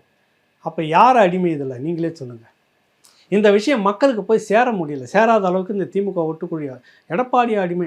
அடிமையே நீ தான் முதல்ல. அதை முதல்ல பாரு, அதை முதல்ல உணர்ந்துக்கோ. இருக்கிறதுல மோசமான அடிமையும் அறிவாளியும் திமுக தான். நீ எதுக்கும் எப்போதும் எந்த காலகட்டத்தையும் எதிர்த்ததே கிடையாது. 1967 இன்ன வரைக்கும். அன்னைக்கு நேருவின் மகளே வருகன்னு போய் காலில் ஊண்டு, பிறகு வந்தவன் காலெலாம் ஊந்துக்கிட்டு இருந்த, அப்புறமா வந்துட்டு நரசிம்மராவ் காலகட்டத்தில் அப்படி கொஞ்சம் ஒதுங்கி இருந்தீங்க 5 வருஷம். புரியுதில்ல? அப்புறம் அதுக்கு பிற்பாடு காங்கிரஸ் வந்து போய் காலில் ஊழ்ந்தீங்க.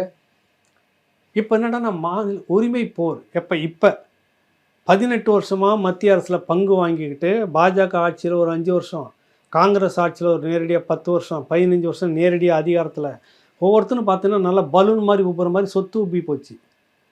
கடல் இந்த பக்கத்தில் இந்த பக்கம் பார்த்தோன்னா இந்த கரைக்கும் அந்த கரைக்கும் கப்பல் ஓடிட்டு இருக்குது ஒருத்தருக்குன்றாங்க. அதெல்லாம் கட்சி பேரில் பினாமி பேர்லையும் இருக்குதுன்னு சொல்கிறாங்க. தெரியல. நீங்கள் பலூன் மாதிரி சொத்தெல்லாம் வளர்த்துக்கிட்டு இருக்கீங்க. ஆனால் மாநில உரிமைங்க நீங்கள் 18 ஆண்டுகள் நேரடியாக 15 ஆண்டுகள் மறைமுகமாக ஆதரவு நிலையில் 3 வருஷம் 18 வருஷம் இருக்கும்போது தான் என் கோவணத்தை மட்டும் விட்டுட்டு நீங்கள் எல்லாத்தையும் உருவிட்டு போயிடுங்கன்னு சொன்னதே திமுக அறிவாலயம் கும்பல் தான். நீ தானே மத்திய அரசில் இருந்துகிட்டு இருந்தீங்க, அதிமுக கிடையாது. 5 வருஷம் அதிமுக இருந்தபோது மருத்துவக் கல்லூரி கொண்டு வந்ததா, மற்ற விஷயங்கள் பேசுனதா, என் நிலத்தில் கையை வைக்காதீங்கன்னு சொன்னிச்சா? பாதுகாக்கப்பட்ட வேளாண் சொன்னதா? நீ இன்னும் என்னை மீறி நீ திட்டம் நீங்கள் சட்டம் கொண்டு வந்துட்டியா? நீ சட்டமன்றத்தில் தீர்மானம் நிறைவேற்றி கொண்டு வந்துட்டீங்களா பாதுகாக்கப்பட்டோன்னு? நான் அதை பார்த்துறேன்னு என்ன நடந்துச்சு? பாஜக என்ன பண்ணுச்சு? இல்லை என்ன பண்ண முடிஞ்சது இவரை எடப்பாடியை? நடந்துச்சு இல்லை. ஆனால் நீ எல்லாத்துக்கும் மிரட்டிக்கிட்டு எஜமான் நீ என்ன சொல்கிறது, உடனே இந்த பரந்தூர் இருக்கிற மக்களெல்லாம் நான் அப்புறப்படுத்தி உருட்டி எங்கன்னா குமிச்சு எங்கன்னா குளத்தில் போட்டுறேன், இந்த நிலத்தை நீ எடுத்துக்கோ, இந்த பக்கம் ரோடு வேணுமா தான் நீ எடுத்துக்கோ, அதானிக்கு வேணும், அதானி எதிர்க்கிறார்கள் அப்படின்னு நான் பார்த்தா அதானிக்கு புரோக்கர் வேலையை இவங்க தான் பண்ணிட்டு இருக்கிறாங்க. தெற்க முழுக்க நிலத்தை வாங்கினதும் அதானி ப்ராஜெக்டில் பார்த்தோன்னா 90% இந்த கும்பல் தான் இருக்குது, அறிவாளியம் கும்பல். நீ எதை எதிர்த்திருக்கிற? மோடி அரசு ஏதாவது ஒன்று எதிர்த்திருக்குதா திமுக சொல்லுங்கள். எடப்பாடியாவது எதிர்க்கவும் இல்லை ஆதரிக்கவும் இல்லை. அது நான் இந்த மாநிலன்ற உரிமையோடு பலதையும் நினச்சிட்டு இருந்தேன். மாநில உரிமையில் ஒரு பிரச்சனை தானே ஜல்லிக்கட்டு. அது அதிமுகவில் சாத்தியமாச்சுன்னா நீங்கள் தான் இந்த மாதிரி போராட விட்டுருப்பீங்களா? கூட இருந்தே தமிழன் கழுத்தறுத்து. நீ ஏற்கனவே 2009 கழுத்தறுத்த ஆள் தான் நீங்கள். 2009 கூடவே இருந்து இன்றைக்கி நின்றுடும் போர், நாளைக்கு நின்றுடும் போர். என்கிட்ட பிரணாப் முகர்ஜி பேசிட்டார், இந்த சோனியா காந்தி பேசிட்டாங்க, மன்மோகன் சிங் பேசிட்டாருன்னு மக்களை ஏமாற்றிட்டு மெரினாவில் தலை கொண்டு வச்சு படுத்துக்கின்னு, புரியுதில்ல, படுத்துக்கிட்டு இந்த நின்று போச்சு போருன்னு சொல்லிட்டு கழுத்து இருக்கிற துரோகத்தை பண்ணது நீங்கள். கூடவே இருந்து காட்டி கொடுக்குற கயவாளித்தனத்தை பண்ணது திமுக. அந்த மாதிரி என்ன அதிமுக பண்ணியிருக்குதா? நான் அதிமுகவில் உறுப்பினரும் கிடையாது, அந்த கட்சியும் எனக்கு கிடையாது. இத்தனைக்கும் நான் அதை எதிர்த்து விமர்சிக்கிறேன் தமிழ் தேசிய தளத்திலிருந்து.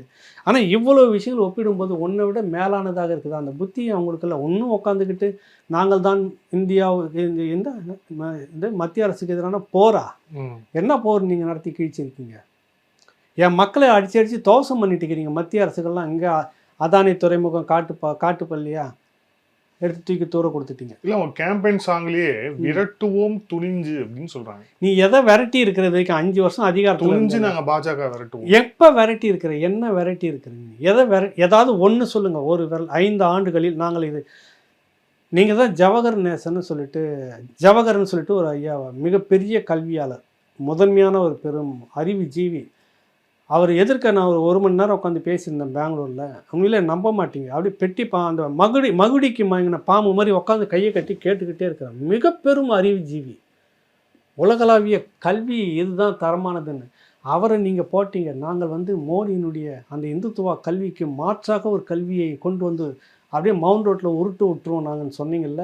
அவரே உங்களை கூப்பிட்டு மூஞ்சில் காரி துப்பிட்டு போயிட்டார். நீ பாஜகவுடைய கொள்கையை நிறமாற்றி தமிழ்நாட்டுக்கு கொண்டுட்டு வர, தமிழ்நாட்டு மக்களுக்கு இது பயன்படாது, ஏழை எளிய மக்களுக்கான கல்வி இது இல்லைன்ட்டு போனதுக்கு நீங்கள் இன்ன வரைக்கும் பதில் சொல்லவே இல்லையே. எந்த திட்டத்தை நீங்கள் எதிர்த்தீங்க? பாரதிய ஜனதா கட்சியினுடைய எந்த திட்டத்தை எதிர்த்து நீங்கள் விளம்பரத்தில் போர் கொடுத்துக்கிட்டு இருக்கிறீங்க? அங்கே போனால் பின்பக்கத்தில் காலில் கதறிட்டு வரீங்க. அங்கே போயிட்டு டெல்லியில் காலில் கதறிட்டு இங்கே போர் சும்மா கட்டி நான் போய் சொல்லிவிடுவேன், எஜமா நீங்கள் என்ன தப்பாக நினச்சிக்காதீங்க. வடிவேல் ஒரு படத்தில் தான் ஏதோ இந்த காருக்குள்ளே இருந்துக்கிட்டு நான் தெய்வமே அந்த டயலாக்கெல்லாம் பேசிட்டு நான் அப்படிலாம் பண்ணுவேன், தெய்வம் நாங்கள் எதுக்கு தூரத்துலேருந்து பார்க்குறோன்னுக்கு மிரட்டுற மாதிரி நான் காமிச்சிக்குவேன் தெய்வமேன்ற மாதிரி இப்போ நீங்கள் மோடிக்கிட்ட பேசிக்கிட்டு இருக்கீங்களே. எதையாவது ஒன்று நாங்கள் எதிர்த்துருக்குறோம் 5 வருஷம். சும்மா நீங்கள் சொல்லுங்களேன். நீங்கள் கேட்குறீங்கள, உங்களுக்கு ஞாபகம் இதை எதிர்த்து முறியடிச்சிட்டாங்க சார் திமுக. பரந்தூர் விமானத்தை கட்டவே முடியாது. எடப்பாடி மாதிரி உங்களால் நிறுத்த முடிச்சதா? புரோக்கர் வேலை பார்த்துங்கிறார் மந்திரி ஏவா வேலை. கட்டியே தீருவோம். 65,000 கோடி அதில் வருது, அதில் பாதி நான் அடிக்கணும், கட்டியே தீருவோம். ஏன் மக்கள் நாசமாக போனால் பரவாயில்ல. இந்த நாட்டுக்கு குட்டி சவுரே நீங்கள் தானேயா? சொல்லுங்கள். சொன்னால் உங்களுக்கு கோபம் வருது. நீ எந்த திட்டத்தை நீங்கள் நடத்தாமல் நீங்கள் எல்லா திட்டத்துக்கும் நம்ம உட்காந்துக்கிறது முதல்ல புரோக்கர் வேலை பார்த்துக்கிறேன் சொல்லுங்கள். இப்போ சமீபத்தில் அதானியினுடைய எல்லா திட்டத்துக்கும் தெற்க இருந்து நிலத்தை வாங்கி போட்டது யார்? அனுமதிச்சது யார்? சொல்லுங்கள். நான் தமிழ் இப்போ இந்த கட்சி இருக்குது அதிமுக கொள்கை வரையில் சொல்லிட்டார் 75% தமிழ்நாட்டை சேர்ந்தவர்களுக்கு வேலை சொல்லியிருக்கிறார்ல. நீ ஏன் போடலை? நீ தான் தைரியமான ஆளாச்சு இல்லை? ஏன் போட? நீ ஒரு தைரியமான ஆள் தானே. நீங்கள் வடவர்களுடைய ஆதிக்கத்துக்கு இங்கே இடம் இல்லை. எல்லா மாநிலத்துக்கும் சேர்ந்து மொத்தமே 25% தான் கொடுப்போம். எடப்பாடி கொடுத்துட்டார், நாங்கள் கூட கொடுப்போம் 85%, 15% பிற மாநிலத்தவர்களுக்கு கொடு. நான் எந்த மாநிலமும் இங்கே பகை கிடையாது. எந்த மாநில மொழி பேசக்கூடியவங்களும் பகை இல்லை. எல்லோரும் வாழுங்க, லிமிட்டடாக இருந்துக்குங்கன்னு தான் சொல்ல வரோம். புரியுதில்ல உங்களுக்கு? ஆனால் இப்போ எடப்பாடி அந்த லிமிட்டட் வச்சுருக்கிறாரு. நீங்கள் வைங்களேன். நீ தான் தைரியமான ஆளாச்சு. வச்சு பாருங்கள். சும்மா உங்களை அறிக்கையில் சும்மா சேர்த்து பாருங்களேன். நீங்கள் இதுக்கெல்லாம் துப்பு இல்லை. நீங்கள் பாரதிய ஜனதா கட்சி எதிர்க்கிறீங்கனாக்கா அந்த கட்சியில் யாருமே நம்ப மாட்டாங்க. முதல்ல அண்ணாமலை சிரிப்பார், கக்கன்னு சிரிப்பார். அவர் தான் திமுக ஃபைல்னு ஒன்று கொண்டு வந்தார். அதுக்கு இன்ன வரைக்கும் ஏற்று உங்களால் போட முடியல. டிஆர் பாலுக்கு எதிராக அவர் தான் உங்களை நிற்க வச்சு கோர்ட்டில் அவரை எதிர்க்க உங்களால் ஒத்த மனுஷனை அங்கே எதிர்க்க உங்களால் முடியல. நீங்கள் பாஜகவை எதிர்த்துறீங்களா? முதல்ல அண்ணாமலைக்கு பதில் சொல்லுங்கள். புரியுதில்ல? அண்ணாமலைக்கு நாங்களெல்லாம் ஒன்று சக்க கட்டலை. உங்களை ஃபைல்ஸ் திமுக ஃபைல் வெளியிட்டார்ல, நீங்கள் என்ன பண்ணியிருக்கணும்? ஓடி கைது பண்ணியிருக்கணுமா இல்லையா? அவரை எங்கள் மேலே அவதூறு சொல்லிட்டீங்க. நாங்களாம் மிகப்பெரிய படா மந்திரிங்க. நாங்களாம் எங்கள் மந்திரிங்களுடைய ஊழல்லாம் எடுத்து போட்டாங்க. படா பட்டியலாக வந்துருச்சு. இந்த படா வார்த்தை உங்களுக்கு டெல்லியில் வரும், இங்கே வராது. அங்கே இந்தியை நேசிப்பீங்க. புரியுதில்ல? கேட்டால் அங்கே சாதி பேராக சொல்லுவீங்க. முகர்ஜி, அவருஜி, இவருஜி, ராவ் இருக்காரா? அங்கெல்லாம் சாதி பேராக சொல்லி தான் கூப்பிட்டுக்கீங்க. இங்கே வந்தால் நாங்கள் சாதிக்கு எதிர்ப்பானவர்கள். அவன் பேருக்கு பின்னாடி இருக்கிற சாதியை தான் இன்ன வரைக்கும் கூப்பிட்டுட்டு இருக்கிறாங்க திமுக ஆளுங்க. சர்மா, புரியுதில்ல? எல்லாம் அந்த சாதி பேர் தான். மோடின்றதும் சாதி பேர் தான். நீங்கள் மோடிஜின்னு தான் நீங்களும் பேசிட்டு இருக்கிறீங்க. இங்கே சாதியை நாங்கள் எதிர்க்கிறவர்கள்.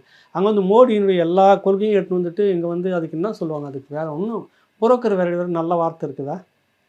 இல்லை, எனக்கு தெரியல. எனக்கு அதை விட மோசமான தொழில் செஞ்சுட்டு இருக்கிறதே திமுக அறிவாலயம் கும்பல் தான். அப்புறம் நான் பாஜகவை எதிர்க்கிறோம், பாஜகவுக்கு எதிராக போர்னா நீ என்ன போர் பண்ணன்னு எனக்கு இன்ன வரைக்கும் தெரியலையே. ஆனால் இங்கே இன்னொரு கருத்தும் வந்து கட்டமைக்கப்படுது. என்ன அப்படின்னா, நடக்க போகிற அந்த தேர்தல் அப்படிங்கிறது 5 முனை போட்டியாக மாறி இருக்கு. ஸோ 5 முனை போட்டியாக மாறி இருக்கு அப்படிங்கிறதால இது வந்து அட்வான்டேஜ் ஃபார் டிஎம்கே தான். ஏன்னா டிஎம்கேக்கான அந்த எதிர்ப்பு வாக்குகள் வந்து 4 வந்து சதறப்போகுது. அதிமுக, தாவேகா, நாம் தமிழர், அதுக்கப்புறம் வந்து 10க்கு இப்போது ராமதாஸ் சசிகலா கூட்டணின்னு சொல்லிட்டு. ஸோ அட்வான்டேஜ் வந்து திமுக தான். திமுக மிக எளிதில் வெற்றி பெறும் அப்படின்ட்டு வந்து ஒரு சொல்கிறாங்க. அப்படிலாம் எனக்கு தெரியல. எப்படி இருந்தாலும் திமுக இருக்கக்கூடாது என்பதில் எல்லாருக்கும் ஒரு ஒத்த கருத்து இருக்குது. புதுசாக வந்தவர்கள் ஏற்கனவே இந்த கூட்டம் தான் மக்கள் நல கூட்டணின்னு நாங்கள் போனோன்னா எங்களுக்கெல்லாம் ஓட்டு போட்டாங்களா, எங்களை ஜெயிக்க வச்சுட்டாங்களா அப்படின்னு தேர்தல் நேரத்தில் திடீர்னு சீட்டு பேரத்துக்கு ஓடி போன கூட்டம் நீங்கள் ஒரு கட்சின்னு ஆரம்பிச்சிங்கல்ல, அந்த மாதிரி தான் மற்றவங்களை எல்லாருமே பார்ப்பாங்க. ஒரு லட்சிய நோக்கோடு அறிவிச்சிட்டு களத்தில் வெற்றியோ தோல்வியோ அதை பார்த்துக்கிட்டு மக்களுடைய எல்லா பிரச்சனையிலும் இருந்த கட்சி நீங்கள் எந்த கட்சி இருக்குது சொல்லுங்கள். திடீர்னு வந்து ஒரு வருஷத்துக்கு முன்னாடி கட்சி ஆரம்பிச்சுட்டு இன்றைக்கி வந்து தேர்தலில் நிற்கிற விஜயகாந்த் எந்த மக்கள் பிரச்சனையிலையும் நீங்கள் தலையிடவே இல்லை. அது அந்த ரசிகர்களோடு நின்று போயிடும். வேல்முருகன் நேற்று வரைக்கும் என்ன பண்ணியிருந்தார், நீக்கி எப்படி இது நிற்கிறார், நீ எப்படி தனியாக நிற்க போகிறேன்னு சொன்னால் அது எப்படி மக்கள் ஏற்பாங்க அப்படின்றது உங்கள் பார்வைக்கே விட்டுறான். ஏற்கனவே சசிகலா ஐயா ராமதாஸ் சொல்லி இது வந்து பெரிய அளவில் பாதிப்பு அப்படின்லாம் எனக்கு தெரியல. என்னுடைய அனுபவத்தில் நான் பார்த்துட்டு இருக்கிறேன். அப்படியே ஓட்டை சிதைச்சிரும், திமுக ஜெயிச்சிரும், எனக்கு வாய்ப்பு இல்லை. இந்த கட்சி வரணுன்றதில் முடிவாக இருக்கிறாங்க, இந்த கட்சி இருக்கக்கூடாதுன்றதில் முடிவாக இருக்கிறாங்க. குறுக்கு மறுக்கா ஓடுறவங்க ஓடிட்டு இருக்கட்டும், போகும்போது கொஞ்சம் எடுத்து அப்படி நக்கிட்டு போவாங்கல்ல வரும்போது. அந்த மாதிரி தான் இந்த மற்றவங்கள பார்க்குறாங்க. மக்களுக்காக இருக்கிறது அப்படின்னு 3வது அங்கீகாரம் பெற்ற ஒரு கட்சின்னு இருக்கிறது வந்து நாம் தமிழர் கட்சி தான். இன்னொரு அங்கீகாரம் பெற்ற கட்சின்னு இது விசிகா, திமுக கூட போயிடுச்சு. இப்போ அந்த சட்டி பானை உடையதா இல்லையான்னு எனக்கு தெரியல. இப்போவே வந்து எங்கள் சின்னத்தை போன முறையே சின்னத்தெல்லாம் உள்ளே எடுத்துன்னு வரக்கூடாது, ஊருக்குள்ளெல்லாம் பானையை கொண்டு வந்தால் உடச்சிருவாங்க, அந்த விசிகா கொடியெல்லாம் ஊருக்குள்ளே இந்த பக்கம்லாம் கொண்டு வந்துடாதீங்கன்னு வேட்பாளர் பட்டியல் கொடுத்த கையோட கூடவே இந்த தொகுதிக்கெல்லாம் நீங்கள் பிரச்சாரம் போகக்கூடாது, இந்த பட்டியலும் வந்திருக்கணும், நேரம் வந்திருக்கணும் அறிவாலயத்தில். ஏன்னா சமூக நீதி பேசுகிறவங்களாம் அவங்க விசிகா இந்தந்த ஊர் பகுதிகளில் இந்தந்த பகுதியை விட்டு இந்த கொடிகள்லாம் கொண்டு போகக்கூடாது, பானையை எடுத்துகிட்டு போகக்கூடாது, பானையை வரையக்கூடாது, அப்படியே வரையணுன்னாலும் திமுக கலரில் தான் வரையணும், உங்கள் நீல கலரில் வரையக்கூடாது. இந்த கண்டிஷனில் இனிமேல் வரும். அப்போ அதுக்கு வேறு கதற போகிறாங்க. நீங்கள் வேறு இன்னும் கொஞ்சம் நெஞ்சில் பார்த்துக்கிட்டே இருங்க, இதோட முடிஞ்சிடாது. விசிகானுடைய கதறல் இன்னும் இருக்குது. இல்லை, திருமாவளவன் சொல்கிறார், இப்போ மக்கள் நீதி மையம் வந்து எந்த சீட்லேயும் வந்து போட்டியிடல, கமல் வந்து கண்டிப்பாக போட்டிடணும், கமலை வந்து அவங்க சின்னத்திலேயே போட்டிடுறதுக்கு. தம்பி முதல்ல உன் இலையில சோத்த பாயாசம் வரைய ஒழுங்காக இருக்குதான்னு பார்த்து நீ முதல்ல சாப்பிட. உனக்கு கேளு, பக்கத்து இலைக்கு பாயாசம் கொடுன்னு கேட்காத, புரியல? என்ன எனக்கும் அங்கே போட மாட்டியா பக்கத்தில், எனக்கு ஊற்றுன்னு அர்த்தம். அந்த தாக்கம் அவருக்கு இன்னும் இருக்குது, அது வலி இருக்குன்னு தான் செய்யும் அது உண்மையிலே. அதனால் அந்த வலி யாரெல்லாம் சீட்டு மறுக்கப்படுதோ அங்கெல்லாம் போய் பேசுவார். வலி கொஞ்சம் நெஞ்சமான வலி இல்லை. ஆனால் கமல் எப்படி ஒத்துக்கிட்டாரு? கமல் அது ஒரு விரக்தியினுடைய மறு வெளிப்பாடு தான். மொத்தமும் நான் அந்த தேர்தலே எனக்கு வேணாம் பாரு, நான் அவ்வளோ கேவலமாக மொத்தமும் உதயசூரியன் சின்னத்தில் நிற்கிறது. 4% உன்னை எதிர்த்து 4% டார்ச்சை உடச்சனோ, டிவியை உடச்சனோ, ஏதோ ஒரு டயலாக் பேசணும், நீ ஏதோ ஒரு பணம் 4% எடுத்து காமிச்சின்ல, எனக்கு இவ்வளோ தான் மரியாதையா அப்படின்ற ஒரு சுயமரியாதை உண்மையிலே அங்கே தான் இருக்குது. ஆரிய பார்ப்பனர்னு சொல்லிக்கிற அந்த கமலஹாசன் அவங்க அப்படி தான் திட்டுவாங்க. கோபமாகிடுச்சுன்னா எப்போனா கமல் வந்து திமுகவுக்கு எதுனா சொல்லிட்டாருன்னா உடனே ஆரிய பார்ப்பன சங்கின்ற மாதிரி கமலை பேசுவாங்க. அந்த ஆரிய பார்ப்பன கமல்கிட்ட சுயமரியாதை உணர்வு கொஞ்சம் இருக்குது. அதனால் அந்த சீட்டே வேணாம் வச்சுக்க, நீ எப்போ அதனுடைய வெளிப்பாடு தான் அது. இல்லை இன்னொன்று, அதுக்கு இவர் ஏன் கதறாரு, கண்ணீர் விடுறாரு, அவரே பேசாமல் போய் உட்காந்துட்டு இருக்கிறாரு. இவர் ஏன் வந்து அவரை இப்படி செய்திருக்கக்கூடாது நீங்கள் அப்படின்னு என்ன அர்த்தம்? அது உனக்கே நிற்கிறதுக்கு தெம்பு இல்லை, நீ இன்னொருத்தருக்கு வேற இது என்ன தேவையா அதெல்லாம் சொல்லுங்கள். இல்லை இவங்களுக்கெல்லாம் ஏன் உதயசூரியன்னா அவ்வளோ? இப்போ 2024 இதே மாதிரி தான் வைகோடைய பையனுக்கு நடந்தது. அவர் பக்கத்தில் நேரு வச்சுட்டே சொன்னார், நான் என்ன நடந்தாலும் நான் வந்து உதயசூரியன் நிற்க மாட்டேன்னு சொல்லி அழுது அதுக்கப்புறம் வத்திக்குச்சி சிம்பிளில் வந்து நின்னாரு. எனக்கு தன்மானம் இருக்கிறது வசனம் அவங்க அப்பா மாதிரி பேச. இவங்க வந்து உதயசூரியன் நிற்கிறத இவ்வளோ கேவலமாக பார்க்குறாங்க. கேவலம் இல்லை தம்பி, நீ அந்த சின்னத்தை எடுத்துகிட்டு போனால் ஓட்டு வருமா இல்லையான்னு உனக்கு சந்தேகம். நீ தான் வந்து ஜெயிக்குன்னு சொல்கிறீங்களே, வச்சுக்கோங்க உதயசூரியன் சின்னத்தை, ஏன் பயப்படுறீங்க? உங்களுக்கு சட்டமன்ற உறுப்பினர் ஆகணும், மற்றபடி ஒரு கொள்கை வெங்காயம் எதனா இருக்குதா உங்களுக்கு? சொல்லுங்கள், எதனா இருக்குது? சத்தியமாக இருக்குதா சொல்லுங்கள். நீங்கள் நேற்று விடிய பேச்சுவார்த்தை நடத்திட்டு காலையில் வந்து சொல்கிறாங்க பாருங்க, 4 மணி வரைக்கும் பேச்சுவார்த்தை நடத்தி கெஞ்சி கதறி பார்த்துட்டு காலையில் எங்கள் கொள்கை சரியில்லை, அதனால் நாங்கள் அதிலிருந்து விலகுகிறோம். என்ன அவங்க கொள்கை வெங்காயம் கொள்கை? ஏன்னா 4 மணி வரைக்கும் பேச்சுவார்த்தை நடந்து 1 மணி நேரத்தில் அசந்து தூங்கிட்டு காலையில் 6 மணிக்கு வந்து கொள்கை சரியில்லைன்னா என்ன கொள்கை? சீட்டு உங்களுக்கு அங்கே இல்லை, அதனால் கொள்கை சரியில்லைன்னு சொல்ல வரீங்க. புரியுதில்லை உங்களுக்கு? உதயசூரியன் எந்த சின்னமாக இருந்தாலும் நின்றுக்கோ. உங்களுக்கு முன்னாடி மட்டும் எதுவும் மான மரியாதை இருந்த மாதிரி இப்போ மட்டும் மான மரியாதை கெட்டு போச்சுன்ற மாதிரி என்னென்னா மக்கள் தோற்கடித்து விடுவார்கள்ன்ற பயம். இந்த சின்னத்தை வாங்கி நம்ம நிற்கிறோமா? நம்ம சின்னத்தில் நின்று கௌரவமாக தோத்துட்டா கூட நல்லா இருக்குல்ல. நம்ம சின்னத்தில் நின்று தோத்தா கூட எனக்குன்னு வாங்கின ஓட்டுன்னு இருக்கும் சந்தோஷம் இருக்குல்ல. 1000 நேரம் இருந்தாலும் எனக்கு ஒரு வீடு தனி குடிசையாக இருந்தாலும் என் வீடு பண்ண அக்கடான்னு போய் உட்காந்துட்டு படுத்துட்டு வர்றதுக்கும் மிக பிரம்மாண்டமான மாளிகளை எல்லா வசதி வாய்ப்பில் நான் போய் படுத்துருந்தா கூட என்ன உணர்வு வரும்? இது எவன் வீட்டு வீடோ அதுக்கு வந்து வெளியே போடான்னு சொன்னான்னு நமக்கு என்ன இருக்க போகுது? என்ன வருமா இல்லையா? உங்களுடைய நண்பர் வேல்முருகன் அவர்கள், அவரோட நிலைப்பாடு எப்படி பார்க்குறீங்க? என்னோட நண்பருங்களா? ஆமாம். அது இப்போ அவருக்கு நான் நண்பராக இருப்பேனான்னு எனக்கு தெரியல. என் பேர் கூட அவருக்கு தெரியாது. நீங்கள் சொல்லி பாருங்களேன், அவருக்கு தெரியாது. அவருக்கு அது வேற விஷயம். அவர் நிலைப்பாடு என்னன்னு கேட்க வரீங்க? அவரோட நிலைப்பாடு உங்களுடைய கருத்து தெரியல. எனக்கு நிறைய நல்ல மனிதர், அவர் நண்பர்னு நான் சொல்லிக்க முடியாது. அருமையான மனிதர், மக்களுக்கான பிரச்சனைகளை விடாத பேசிக்கிட்டு இருப்பார். அரசியலுக்காகாத வேண்டியது பேசிகிட்டு இருப்பார், குறை சொல்ல முடியாது. அதெல்லாம் நல்லா பேசிகிட்டு இருந்தார். காலம் கடந்து முடிவு எடுத்திருக்கீங்க, அவ்வளோதான் ஒரே விஷயம். உங்களுடைய முடிவு நீங்கள் இன்றைக்கி எடுத்துருக்கக்கூடாது. முதல் கட்டமே வந்து உங்களை கதற விட்டுட்டு நீங்கள் ஊடகத்தெல்லாம் கூப்பிட்டு பேசிட்டு இருந்தீங்களா ஒரு ஆண்டுகளுக்கு முன்பாகவே.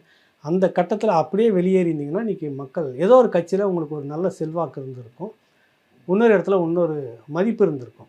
காலம் கடந்து ஒரு கடைசி முனையில் கொண்டு வந்து உங்களை நிறுத்திடுச்சு கட்சி திமுக. அது துரோகம் தெரியுமா? துரோகத்துக்கு துணை போன கட்சியோடு நீங்கள் கூட இருந்தீங்கன்னாக்கா இன அழிப்பு துணை போன கட்சியோடு இருந்ததே பெரிய துரோகம். நீங்கள் ஒரு பக்கம் நீங்கள் எல்லாத்தையும் மேதவை பற்றி பேசியிருப்பீங்க, ஒரு பக்கம் துரோகம் பண்ண அந்த கட்சி கூட கூட்டணி வச்சுக்கிட்டு இருப்பீங்க. இது என்ன முரண்பாடு சொல்லுங்கள்?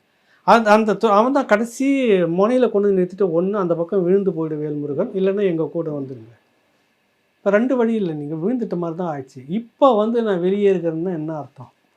இன்றைக்கி வந்து திமுகவுடைய முதல்ல அந்த அது எனக்கு உடன்பாடு இல்லை. திமுக ஊழல் செய்யாத கட்சியெல்லாம் இங்கே எவனுமே சொல்லாது. ஊழல் செய்யாமல் இருக்குதுன்னா தான் நம்ப மாட்டாங்க யாரும். புரியுதில்லை உங்களுக்கு? சின்ன பையன் கூட கல் எடுத்துகிட்டு வருவாங்க, யாரை பார்த்து என்ன கேள்வி கேட்டோன்னு சொல்லுவாங்கல்ல, அந்த மாதிரி சின்ன பசங்க கூட கல் எடுத்துகிட்டு வந்துடுவாங்க ஊழல் செய்யாத கட்சின்னா. ஆனால் அது ஊழல் செய்கிறதுன்னு இன்றைக்கி பேசுகிறீங்க நீங்கள். வரைவு இதெல்லாம் என்கிட்ட இருக்குது, ஒன்று ஒன்றாக ஒரு அமைச்சரை பற்றி எடுத்து விடுவோன்றீங்க. இது இது இது ஒரு நாகரிகமான ஒரு 4 முறைன்னு நினைக்கிறேன் ஒரு சட்டமன்ற உறுப்பினர், ஒரு மூத்த அரசியல் தலைவர்னு நான் சொல்கிறேன். அனுபவங்கள், சட்டமன்ற உறுப்பினரான அனுபவம். இந்த வார்த்தை வந்து இருக்கக்கூடாது. ஒரு பக்குவப்பட்ட மனிதரை வந்து நாகரிகமான ஒரு மனிதர் ஒரு இடத்துல இருந்துட்டு நாளைக்கு வந்துட்டு அந்த இடத்த பற்றி குறை சொல்கிறது அதை ஏற்கவே மாட்டாங்க. அந்த நாளைக்கு ஏதோ ஒரு கட்சியை நம்பி நீங்கள் போகிறீங்கன்னா உங்களை சந்தேக கண்ணோடவே பார்க்கும் அந்த கட்சி. இது ஏன் அவருக்கு புரியாமல் போச்சுன்னு எனக்கு தெரியல. அது பேசியிருக்கக்கூடாது. நாளைக்கு அதிமுகவுக்கு போகிறீங்க ஏதோ ஒரு விஷயத்துக்கு, இல்லை வேறு ஏதோ ஒரு கட்சிக்கு போகிறீங்க, அந்த கட்சி என்ன பண்ணணும்? மொத்தமாக அந்த கட்சியிலேருந்து இந்த ஊழல் குற்றச்சாட்டெல்லாம் எடுத்துன்னு வந்து வெளியில் பேசியிருந்தார், நாளைக்கு நமக்கு எப்படி தானே பண்ணுவார்? உங்களை டிஸ்டன்ஸ் திமுக உங்களை நம்பி அந்த திட்டக்குழுவிலே ஏதோ ஒன்று வச்சுட்டு இருந்தது. அது அமைச்சருக்கு சமமான ஒரு பதவி. அது நான் பலமுறை ஒரு வீடியோலாம் பார்த்துருக்குறேன். ஒரு இடத்துக்கு போகிற, என்னப்பா கட்டடம் இப்படி இருக்குது, ஏன்பா இது சரியில்லையப்பா பார்த்து பண்ணுங்க, அதெல்லாம் மிரட்டி உருட்டி அது பார்வை எடுக்கிறார். ஏன் அந்த கட்டடம் சரியில்லைன்னு இப்போ தான் உங்களுக்கு தெரியுமா? அதில் ஊழல் நடந்திருக்குன்னு இன்றைக்கி தான் உங்களுக்கு தெரியுமா? இப்போ இவ்வளோ நாளும் மௌனமாக இருந்து விட்டு இன்றைக்கி வந்து நீங்கள் அடுக்கடுக்கான காரணத்தை சொல்லும்போது மக்கள் வந்து அதை ஒரு அவநம்பிக்கையோடு தான் பார்ப்பாங்க. ரொம்ப நாகரிகமாக நீங்கள் வெளியே வந்துட்டு எங்களுக்கு செய்தது துரோகம், எங்களை நாங்கள் மதித்து இருந்தோம், பக்கபலமாக இருந்தோம், எங்களை வந்து இப்படி தூக்கி கில்லுக்கிற மாதிரி பண்ணியிருக்குது, மக்கள்கிட்டயே நாங்கள் விட்டுறோம், நாகரிகமான ஒரு வார்த்தையை சொல்லிவிட்டு நீங்கள் போயிருந்தீங்கன்னா உங்களை ரொம்ப கொண்டாடி இருப்பாங்க. நீ திடீர்னு இந்த ஊழல்லாம் எடுத்து வெளியேறன்னா எங்களுக்கு என்ன வருதுன்னு இத்தனை காலமும் நீ அங்கே தானே உட்காந்துட்டு இருந்த. சொல்லுங்கள், நீ இவ்வளோ அறிவாளியாக பேசும்போது திமுக இவ்வளவும் விட்டுட்டு உங்களை வேடிக்கை பார்த்துருந்துருக்குமோ? உங்களை பற்றிய விஷயமா அதுவும் எடுத்து வச்சுன்னு இருக்கும்ல. இப்போ நீங்கள் என்ன சொல்ல வந்தீங்க? என்னை வந்து துரைமுருகன் நக்கல் அடித்தார், சிஎம் செக்ரட்டரியை பார்க்குறதுக்கு 3 மணி நேரம் காத்துட்டு கண்ணீரோடு வெளியே வந்தார் அப்படின்னு நீங்கள் சொல்ல, சிவசங்கரன் வந்து இன்றைக்கி அதுக்கு பேட்டி கொடுக்குறாரு பதிலுக்கு. அவர் கட்சியில் பொதுச் செயலாளர், சீனியர், அவர் கருணாநிதி கூட அது இருந்தவர், மூத்தவர், எந்த நேரத்தில் வேணாலும் அவர் போய் முதல்வரை பார்க்க முடியுன்றது எல்லாருக்குமே தெரியும். இவர் ஏன் அப்படி சொல்கிறாருன்றார். நீங்கள் சொன்னது உண்மையாக இருந்தாலும் கூட இன்றைக்கி சூழ்நிலையில் இந்த மாதிரி இந்த பிரச்சாரம் இப்போ வந்துடுது இல்லை, அப்புறம் பட்டுன்னு அடுத்த வார்த்தையை வேறு மாதிரி சொல்லுவாங்க உங்களை. இது ஏன் இந்த இடத்துக்கு நீங்கள் ஒரு ஒரு அனுபவசாலி, எது திடீர்னு வந்து நின்று ஒரு சட்டமன்ற உறுப்பினர் ஆகிட்டு போயிட்டுங்க அப்படின்னு இல்லை, 4 முறை இருந்திருக்கீங்க, மிகப்பெரிய எதிர்ப்பு அரசியலாக நின்று சாதிச்சுட்டு வந்திருக்கீங்க. இந்த பக்குவம் ஏன் உங்களிடம் இல்லாமல் போனது? அது மட்டும்தான் எனக்கு வருத்தம். எந்த ஒரு இடத்தையுமே இருந்த இடத்த வந்து குறை சொல்லக்கூடாது அப்படின்னு சொல்லுவாங்க. விமர்சனத்தை வைக்கிறது வேறு, எப்போ வச்சுருக்கணும் அதை? நீங்கள் ஒரு இடமும் பார்வையிட்ட வரும்போது நான் மக்களுக்காக தான் இந்த வேல்முருகன் இருக்கிறேன்னா அன்றைக்கே போட்டு உடச்சி நீங்கள் ரோட்டில் நின்றுட்டிங்கன்னா இன்றைக்கி மக்கள் உங்களை தூக்கி கொண்டாடி இருப்பாங்க. கடைசியில் அப்படி வந்து நின்று இப்படி பேசுவது எனக்கு எனக்கே திருமாவளவன் சொல்கிற மாதிரி வழியாகத்தான் இருக்கிறது அந்த சகோதரரை பற்றி நினைக்கும்போது. மற்றபடி அவர் எடுத்திருக்கிற முடிவு, இந்த முடிவு நல்ல முடிவு தான். காலம் கடந்து எடுத்துட்டார். எந்த ஒரு குறிப்பாக தேசியத்தை பேசக்கூடிய, மேதகுவை பேசக்கூடிய, இனப்படுகொலையை பேசக்கூடிய எந்த ஒரு நபர்களும் திமுகவோடு பயணிக்கணும்னு கனவுல கூட நினைக்க மாட்டான், நினைக்கக்கூடாது. நீங்கள் பயணிச்சிட்டிங்க. ஆனால் ஒரு கட்டத்துக்கு பிறகு ஒரு வாய்ப்பு வந்தது, அதை பயன்படுத்திட்டு நீங்கள் வெளியில் வந்துட்டுருக்கணும். காலம் கடந்து இப்படி பேசிகிட்டு இருக்கிறது எனக்கு வருத்தமாக தான் இருக்குது. இதில் இப்போது இன்னொரு முக்கியமான ஃபேக்டராக விஜய் எல்லாருமே பேசக்கூடிய ஒரு ஃபேக்டராக இருக்குது. இப்போது தேர்தல் பிரச்சாரம் அவர் இன்னும் தொடங்கலை, அதையும் பார்க்குறோம். வேட்பாளர் பட்டியல் வெளியாக போகுது. இப்படி இருக்கக்கூடிய சூழலில் விஜய் அரசியலை பற்றி தற்போதைய நிலைப்பாடு உங்களுக்கு என்ன, எப்படி இருக்குது? எவ்வளோ வாக்கு சதவீதம் வாங்குவார், எவ்வளோ பிரிப்பார், யாரை பாதிப்பார் அப்படின்னு யோசிச்சா? இல்லை, அது வந்து திமுக எதிர்ப்பு வாக்குகளை தான் பிரிக்கும், அதில் மாற்று கருத்தே இல்லை. நம்ம வந்து அவர் மேலே விமர்சிக்கிறோன்றதுக்கெல்லாம் சொல்கிறதுக்காக இல்லை. அந்த முழுக்க திமுகவை ஆகாதவர்கள் தான் அந்த பக்கம் போடுவாங்க. ஆனால் இது எந்த அளவுக்கு பாதிக்கும் அப்படின்றதெல்லாம் ஒரு கட்டம் வந்து உங்களுக்கு ஒரு பர்சன்டேஜ் இருந்தது, உங்களுக்கு பெரிய அளவில் எல்லாம் கொண்டாடிட்டே இருந்தாங்க.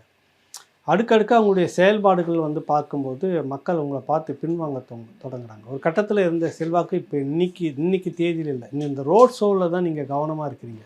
மக்கள் பிரச்சனையில் இது வரைக்கும் நீங்கள் கவனமாக இருந்ததில்லை.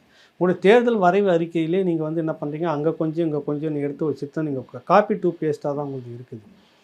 அது 1000 ரூபா திமுக, அதிமுக 2000 ரூபா, நீங்கள் 2500 ரூபான்றீங்க. அப்போ சீமான் சொன்னதை போல் 1,00,000 கோடி நீங்கள் கடன் இதற்காக வாங்க வேண்டும்.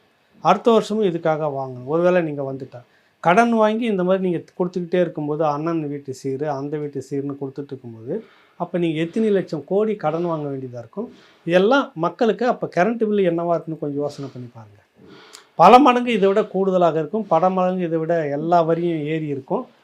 வரியை நம்ம கட்டிக்கிட்டு உட்காந்து மல்லாடிக்கிட்டு ஐயோன்னு கத்திட்டு இருக்க வேண்டியதுதான். தலை காட்ட முடியாது. உச்சத்தில் இருக்கும் வரி கேட்டால் இதெல்லாம் உங்களுக்கு கொடுக்குறேன் இல்லைன்னு ஒரு கொள்கையற்ற ஒரு கும்பலாக தான் நான் இதை பார்க்குறேன். டிவிக்கேவை நான் விளையாட்டுக்கு சொல்லலை. அதில் இருக்கக்கூடிய தம்பிகளும் மற்றவர்களும் அறிவு சார்ந்த தளத்தில் இருக்கக்கூடியவர்கள் தான். அந்த கட்சியில் இருக்கக்கூடிய இளைஞர்கள் ஆர்வத்தில் இது ஒரு மாற்றாக வந்துடணுன்னு தான் நினைக்கிறாங்க. தப்பெல்லாம் சொல்ல முடியாது. அவங்க இது ஒரு மாற்றாக வந்துடணும், எப்படி இருந்தாலும் இந்த 2 திராவிடமும் இருக்கக்கூடாது அப்படின்ற ஒரு அந்த எண்ணம், நல்ல எண்ணம் இருக்கிற பிள்ளைங்களாக தான் எல்லாம் இருக்கிறாங்க. பட் இந்த தலைமைகள் அதற்கு சரியானவர்களா? யாரை பாரு, ஒன்று ஆதவ அர்ஜுன் எடுத்துக்கோங்க, அவருடைய நோக்கம் என்னன்னு இன்ன வரைக்கும் சொல்லவே இல்லை. வழி நடத்தக்கூடிய புஷி ஆனந்தும் தேர்ந்த அரசியலுக்கு உண்டான இடம் அவர்கிட்ட இருக்குதானா? இல்லவே இல்லை. பேச்சிலையும் கிடையாது, செயல்லையும் கிடையாது. ஒரு ரசிகர் மன்றத்தை நடத்தக்கூடியவர் கட்சிக்கு வந்துட்டார். இப்போ புரிதல் உங்களுக்கு? இப்போ ஒரு வண்டியை ஓட்டிட்டு, காரை ஓட்டிகிட்டு இருந்ததை கொடுத்து நேராக ட்ரெயினை ஓட்டுன்னா என்ன ஆகும் உங்களுக்கு? அது அந்த கதை தான். இப்போ ட்ரெயின் கிடச்சிருக்கு, புஷி ஆனந்த் உட்காந்துட்டு இருந்தாருன்னா என்ன கதை இருக்கும்? ஒன்றுமே இல்லை. இந்த கார் ஓட்டியிருந்தால் அப்படியே ஆளை தூக்கி இங்கே மாற்றி வச்சுட்டோம், ட்ராக் மட்டும் மாறி இருக்குது. அந்த ரயில் கதை என்ன ஆகும்? இந்த மாதிரி வருண்னு ஒருத்தர் வந்திருக்கிறாரு, ஆரோக்கிய ராஜ், இவங்கெல்லாம் வந்துட்டு காகித புலிகளாக இருந்துக்கிட்டு இருக்கிறவங்க. களத்தில் மக்களோட இது வரைக்கும் சேர்ந்து பழகி மக்களுடைய நாடி துடிப்பை எடுத்து அந்த மக்களுக்கான அரசியலை பேசாதவர்கள், செயல்படாதவர்கள் தான். ஆக இவங்க இன்னும் வந்து இந்த ஒரு தேர்தலில் நீங்கள் அடிபட்டு வளர்ந்த பிறகு தான், விழுந்த பிறகு தான் அடுத்தது என்னன்னு உங்களுக்கு தெரியணும். அதனால் இந்த தேர்தலை வந்து ஒட்டுமொத்தமாக பிரிச்சு, ஏன்னா கூட்டணி வந்து சேர்ந்துருவாங்களோ, காங்கிரஸும் விசிகா இப்படி எல்லாமே ஒருவேளை கம்யூனிஸ்ட் உள்பட சேர்ந்து ஒரு பெரிய டீமாக வருதுன்ற மாதிரி முதல்ல பேசுகிறப்போ போட்டி ஏகப்பட்டது இருந்தது. இப்போ என்னென்னா வேட்பு மனு வாங்கிட்டு போனவங்க இத்தனை 1000 பேர்னு சொன்னாங்கள்ல, அதை கொடுத்தவங்கள 10ல் 1 பங்கு கூட இல்லை. இப்போ வாங்கப்பா வேட்பாளர்னாக்கா எல்லாம் தயங்கிக்கிட்டு நிற்கிறான். ஒத்தியில் போய் நின்று அதுவேளை 1 கோடி ரூபா இவருக்கு கட்சிக்கு என்னது, ஏன்னா நீங்கள் ஜெயிச்சிட்டு ஒன்று ஓடிடுவீங்கல்ல, அதனால் 1 கோடி ரூபா அங்கே இருக்கட்டும். போனால் போது நான் போய் அங்கே 5 கோடி வாங்கிட்டு சேர்ந்துருவோன்ற மாதிரி தான் இன்றைக்கி அரசியல்வாதி இருக்கிறோம். நீங்கள் கட்சி 1 கோடி ரூபாய் செக்கு வச்சுக்கிறீங்களா, அதனால் ஓடாமல் இங்கேயே உட்காந்துருப்பாரான்னா அங்கே 10 கோடி தரவானா உடனே போயிட போகிறாங்க. அரசியல் பேரம் தானே இதெல்லாம். இந்த டிமாண்ட் நீங்கள் வச்ச உடனே உள்ளுக்குள்ளார பெரிய குமைச்சல் இருந்தது. தேர்தல் செலவுக்கு சராசரியாக 5 கோடி இப்படின்னு பேசும்போது 2வது சந்தேகம் வருது. நீங்கள் உங்கள் கட்சியில் இருக்கிறவங்களே இப்போ வந்து அங்கங்கே வந்து பரிசு பொருளை கொடுத்து மாட்டியிருக்கு, விசில் சின்னம் போட்டு. அப்போ நீங்கள் யார்? இப்போவே பிஸ்கட் போகிற வேலையை செய்தீங்கன்னா நீங்கள் கொள்ளடிச்சிட்டு போகிறதுக்கு தானே வரீங்கன்னு சொல்கிறீங்க. மக்கள் காவல்காரர்கள், அந்த மக்களுக்கு நான் அந்த இலவசம் இந்த பரிசு இந்த பொருளை பிஸ்கட் துண்டை போடுறீங்க, போட்டு பழக்கப்படுத்திட்டு உள்ளே வந்து திருடிட்டு போயிடுறதா? இந்த கதை தானே, சீமான் சொன்ன கதை தானே இது. அதனால் விஜய்யுடைய அரசியல் பெரிய மாற்றம் வருன்றது ஒரு காலகட்டம். இப்போ என்னென்னா அவங்க வேட்பாளர்கள் கொஞ்சம் கொஞ்சமாக பின்வாங்கிக்கிட்டு இருக்கிறாங்க. சீட்டு கொடுத்து முடித்த பிறகு இன்னும் பெரிய ரகலை நடக்கும். கூட்டம் கூட்டமாக ஒன்று திமுகவுக்கு போவாங்க, இல்லை அதிமுகவுக்கு போவாங்க. அது நாளைய மறுநாளுக்கு பிறகு வந்து 2-3 நாளில் நடக்கும். நீங்கள் வேணால் பார்த்துக்குங்க. கூட்டம் கூட்டமாக நாங்கள் விலகி வந்து விட்டோம். ஏன்னா அதுக்காக தான் காத்துக்கிட்டு இருக்காங்க. உண்மையிலே உழைச்சி, உண்மையிலே செலவு பண்ணி, உண்மையிலே கஷ்டப்பட்ட நிறைய தம்பிகள் உள்ளே இருக்காங்க கட்சியில். அவங்களுக்கு சீட்டு இருக்காது. திடீர்னு வந்து பணத்தை முதலீடாக போட்டவனுக்கு சீட்டு கொடுப்பாங்க. அப்போ இருந்தவன் நான் எதுக்கு உனக்கு இவ்வளோ நாளாக இருந்தேன்னு அங்கேருந்து காலி பண்ணக்கூடிய ஒரு சூழ்நிலை வரும். இது இப்போ அடுத்தது 2 நாள் அந்த கட்சியில் நடக்கதா பாருங்கள்.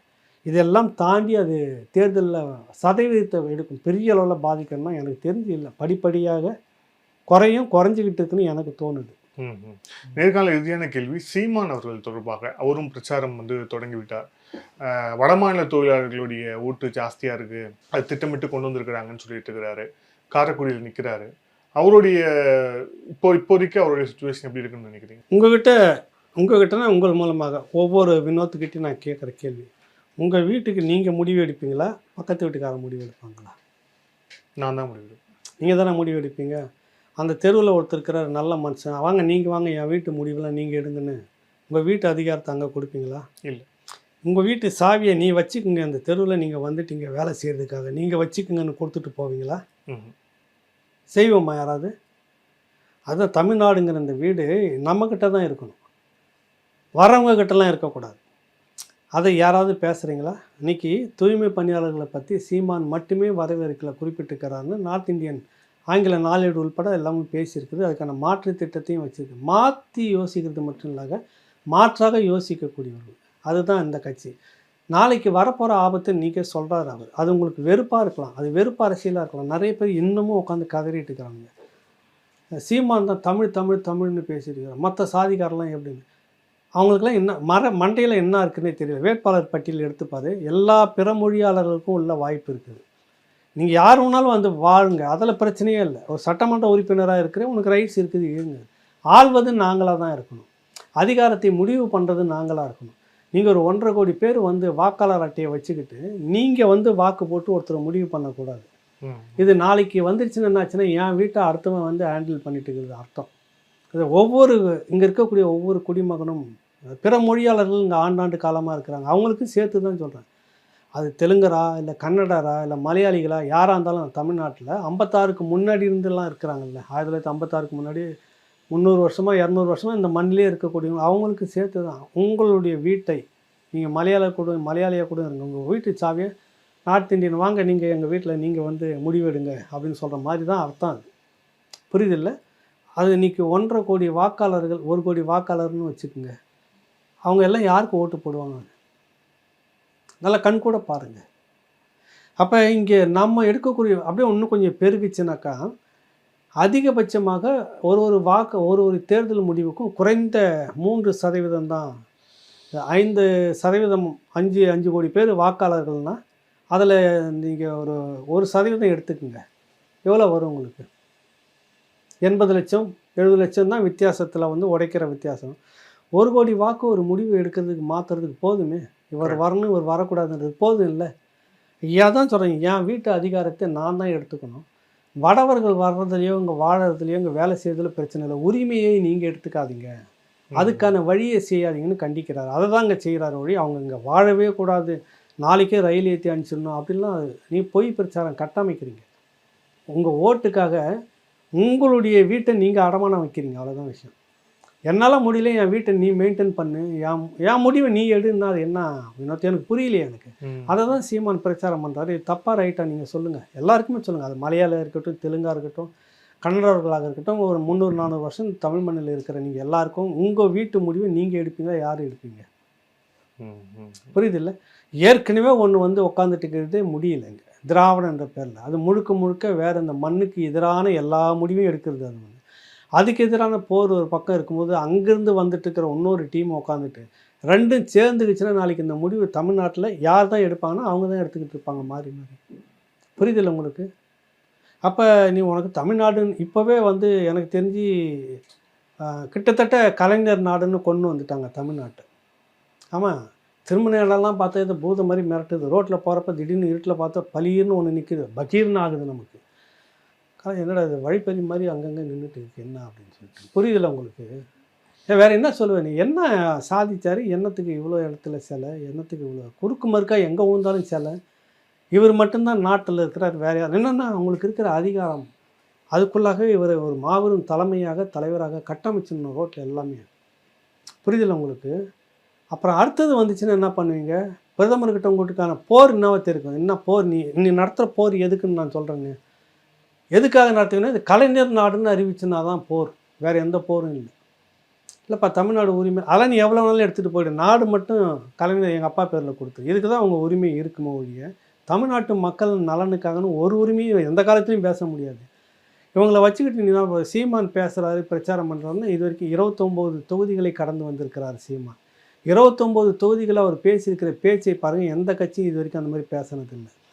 இப்போ ஒன்றும் இல்லை, திமுக ஒரு விளம்பரம் கூகுள், நான் அந்த கட்சியை விமர்சனம் பண்ணி போடுறோம், எடுத்த உடனே இவர் தான் வராரு, ஸ்டாலின் தான் வராருன்னு ஏற்கனவே அந்த மாதிரி. இப்போ எடுத்த உடனே அந்த கல்வி திட்டக்குழு தலைவர் ஒருத்தர் பேசுகிறார், இந்த மாதிரி ஒரு வலிய எளிய குடும்பத்தில் ஒருத்தர் இருக்கிறோம், நான் முதல்வன் திட்டத்தில் மாதம் 1000 ரூபா வாங்கி சாதிச்சிட்டார்.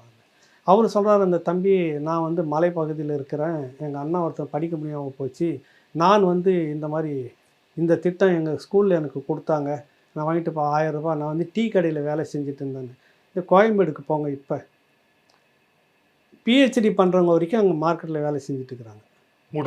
சுற்று வட்டார பகுதிகளில் வந்து ஏதோ ஒரு வேலையை செய்துக்கிட்டு வாரத்தில் 2 நாள் வேலை செய்துக்கிட்டு நான் இன்றைக்கும் நடந்துக்கிட்டு இருக்கு. ஏதோ அந்த தம்பி மட்டும்தான் டீ கடையில் வேலை செஞ்சு நான் படித்தேன், இப்போ அதை நான் போகிறதில்ல, காரணம் இவர் கொடுக்குற 1000 ரூபா. அப்படியே நீங்கள் கட் பண்ணிங்கனாக்கா அந்த சினிமா பாணியில் சொல்கிறேன், கட் பண்ண இந்த அம்மா அந்த தம்பியோட அம்மா விளம்பரத்தை சொல்லுவேன், நான் வந்து இந்த ஃபாரஸ்ட்டில் தான் வேலை செஞ்சுட்டு இருக்கிறேன், பெருக்கி கூட்டுற வேலை தான், வேலைக்கு போனால் தான் காசு, இல்லைன்னு இல்லை ஒரு நாளைக்கு 350 ரூபா கூலி கொடுப்பாங்க, அது வேலை இருந்தால் தான் உண்டு, இல்லைன்னா இல்லைன்னு. இந்த இடத்துல ஏண்டான்னு ஒரு கோபம் வருதில்ல சீமானதுங்க, ஏண்டா பர்மனெண்ட் இல்லாமல் அந்த வேலையை தினக்கூலி அடிப்படையில் நீ வச்சுக்கிறாங்க, பர்மனெண்ட் போட்டு அவங்களுக்கு ஒரு 15,000 ரூபா 20,000 சம்பளம் கொடுத்தோன்னா அவங்க ஏன் வந்து அந்த தம்பிக்கு நீ நான் முதல்வர் திட்டம் சொல்லி காட்டுற? இவங்களுக்கான உரிமை 20,000 ரூபா சம்பளத்தை நீ பறிச்சுட்டு அவருக்கு 1000 ரூபா நாங்கள் கொடுத்தோன்னு கோடிக்கணக்கில் விளம்பரம் கொடுத்துரு, அயோக்கியத்தனம். இந்த யார் பேசுவாங்க இதை சீமான் பேசுகிறாருங்க. நீ முதல்ல இந்த வேலையை கொடு. இந்த அம்மா பேசுது, நான் வந்து 350 ரூபாய் எனக்கு தினக்கூலி, வேலைக்கு போனால் தான் நிற்கா, இல்லைன்னா நீ கொடுக்க மாட்டாங்க, பணி நிரந்தரம் இல்லாமல் செஞ்சுட்டு இருக்கிறாங்க, வருஷக்கணக்காக செய்கிறாங்களாம் அந்த அம்மா. ஒரு யோக்கியம் நீ என்ன பண்ணியிருக்கணும், முதல்ல வேலையை கொடுத்துட்டு இருந்தீங்கன்னா அவங்க பிள்ளையை அவங்க படிக்க வச்சுக்கிறாங்க. இதுதான் திராவிடத்தினுடைய பித்தலாட்டம். இதுதான் தேர்தல் பிரச்சாரத்தில் சீமான் விலைக்கு சொல்லிட்டு வர்றாரு. புரிஞ்சவங்களுக்கு புரியட்டும், புரியாதவங்க நான் திரும்பவும் இப்படி தான் போவேன்னா நம்ம ஒன்றும் சொல்ல முடியாது.